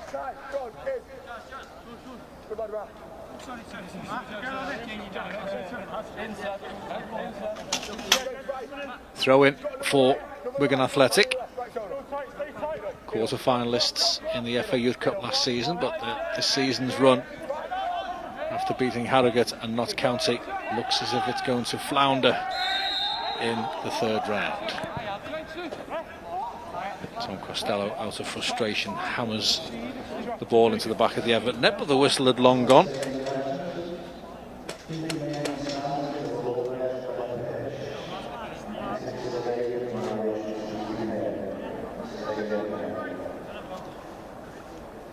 Well, have you enjoyed your Everton TV debut, Chadwick?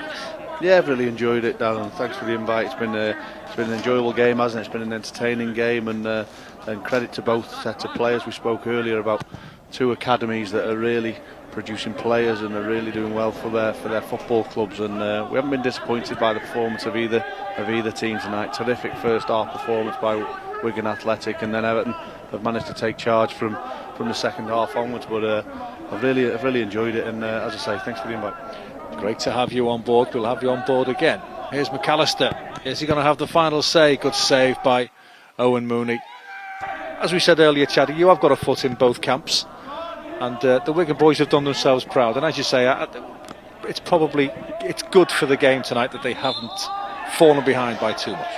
Yeah, and they would have come in. Look, they're going to be disappointed. The Wigan Athletic staff and Wigan Athletic players, they're full of belief, and they're not, as I spoke earlier, they're not used to losing games. Where this academy has come from and where it is at this moment in time is absolutely unbelievable, and that's thanks to the efforts of the staff I've already mentioned and the players, and they'll be disappointed, but they've covered themselves in glory. Another good run in the FA Youth Cup, another good performance, and they bow out to an outstanding academy with Everton, an academy that I know really well, and staff that I know really well, and Everton have done well from the half-time whistle onwards. They've deserved this, and they'll go now to Manchester City, and they'll need to put in a real good performance in order to give them a game.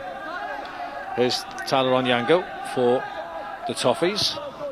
Just want to say as well, Chaddy, some really nice words for you from the chairman, as I said, who's been watching tonight and listening. He's been impressed with your co-commentary, and he's kept an eye on your career since you left Everton. He always does with the young players, so that's nice for you.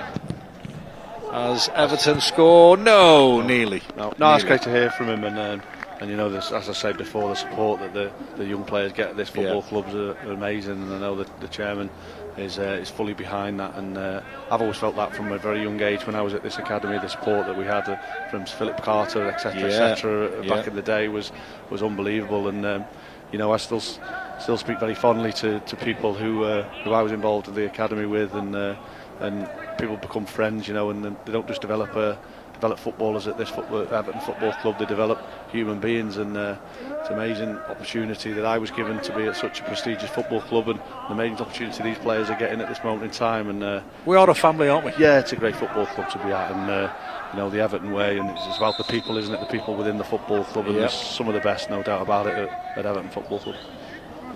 And Everton Football Club are easing themselves through to the fourth round of the FA Youth Cup. It has been a long night. Hope you've stuck with us and stayed with us to enjoy the 120 minutes of action. I don't think Chaddy was expecting such a long night when he agreed to join us. My left knee wasn't there. With my back and your left knee, and that was a strong challenge that came in then from Harry McGee. Thankfully, I was going to say, thankfully it didn't cause too much damage, but it may have done. Here's Tom Cannon, back in field to Whittaker. Look at Garcia in space on the right-hand side for Everton. Tries to skip through and go by himself, but just can't manage it. And it was a strong challenge that from Harry McGee, and Jensen Metcalf felt that. He's gone down now. It was, I think it was an unnecessary challenge at this stage of the game, Chadwick. Yeah, that tells you everything about Harry's character as captain of the team. You know, he represents this team and this football club, and it is later on in the game, but you can't take that mentality and character out of players. You'd rather them have it and have to tame it at times than you can't, something that you can't give the players. And unfortunately, the young substitute there, Jensen was on the receiving end of a tackle like that. But Harry took one earlier on in the game, didn't he, from Tyler? So we can give him that one. There's been a good spirit to this game, hasn't there? Yeah, there has been. There hasn't been any. As I said before, behaviour's paramount, I think, at this age, and discipline. And with both sets of players have had terrific behaviour and terrific discipline. And we want tackles in the game. We like to see them. Certainly, the faithful at Goodison like to see a big tackle, don't they? 100%. And I think young players have to be aware of that. Certainly at Everton, it was something I tried to take into the Wigan Academy when I went to there. It's what we stand for, and you can't jump out of tackles. You can't lose through a lack of will and a lack of effort, and we haven't seen that tonight from the Wigan lads or the Everton lads. There's been the game's been played, as you say, in a terrific spirit, and it's good to see. Phil Neville always used to say one of the biggest cheers he got as an Everton player was for that tackle on Cristiano Ronaldo. That was when he became one of us, wasn't it? Yeah, I remember it. Yeah, and I think I'd left the club at that point, and I remember watching it on TV and almost jumping off my seat as he made that tackle. So it's something that we can't I don't think let go out of our game, and we're all for the attacking play, aren't we, to enhance our game, but we can't let that side of it, or good defending, good tackles, the Britishness. Yeah, 100%. You must have got a few buffets, knocked about a bit when you were a young player, a young teenager playing for the reserves. Yeah, all the time, and all throughout my career. And as you say, part of my upbringing through the Everton Academy and the Everton way was to be that ultra competitive. But the final whistle's gone. Final whistle has gone. Well, common sense from the referee there, because Jensen Metcalf has limped off after that challenge from Harry McGee, and I've never seen so many young players slump to the turf at the end of a game. Both winners and losers are slumped to the turf. It's been a long night, 120 minutes of action. Who would you make your man of the match, Chadwick? I think it's got to be Tom Cannon, centre forward. We've said I think he was the difference between the two teams ultimately. I know he missed a penalty, but scored two other terrific goals. Been a threat all night, and as you said before, Darren, quite rightly, both sets of players have left it all out there, haven't they? It's been a thoroughly entertaining game. My thanks enormously to Nick Chadwick for joining us. As I say, we will have him back on Everton TV, that's for sure. But there you go. It's been a long night, but Everton have got there in the end. Everton are through to the next round of the FA Youth Cup. It's finished at Southport. Everton 4, Wigan Athletic 2. Good night, God bless. Thank you all very much for joining us.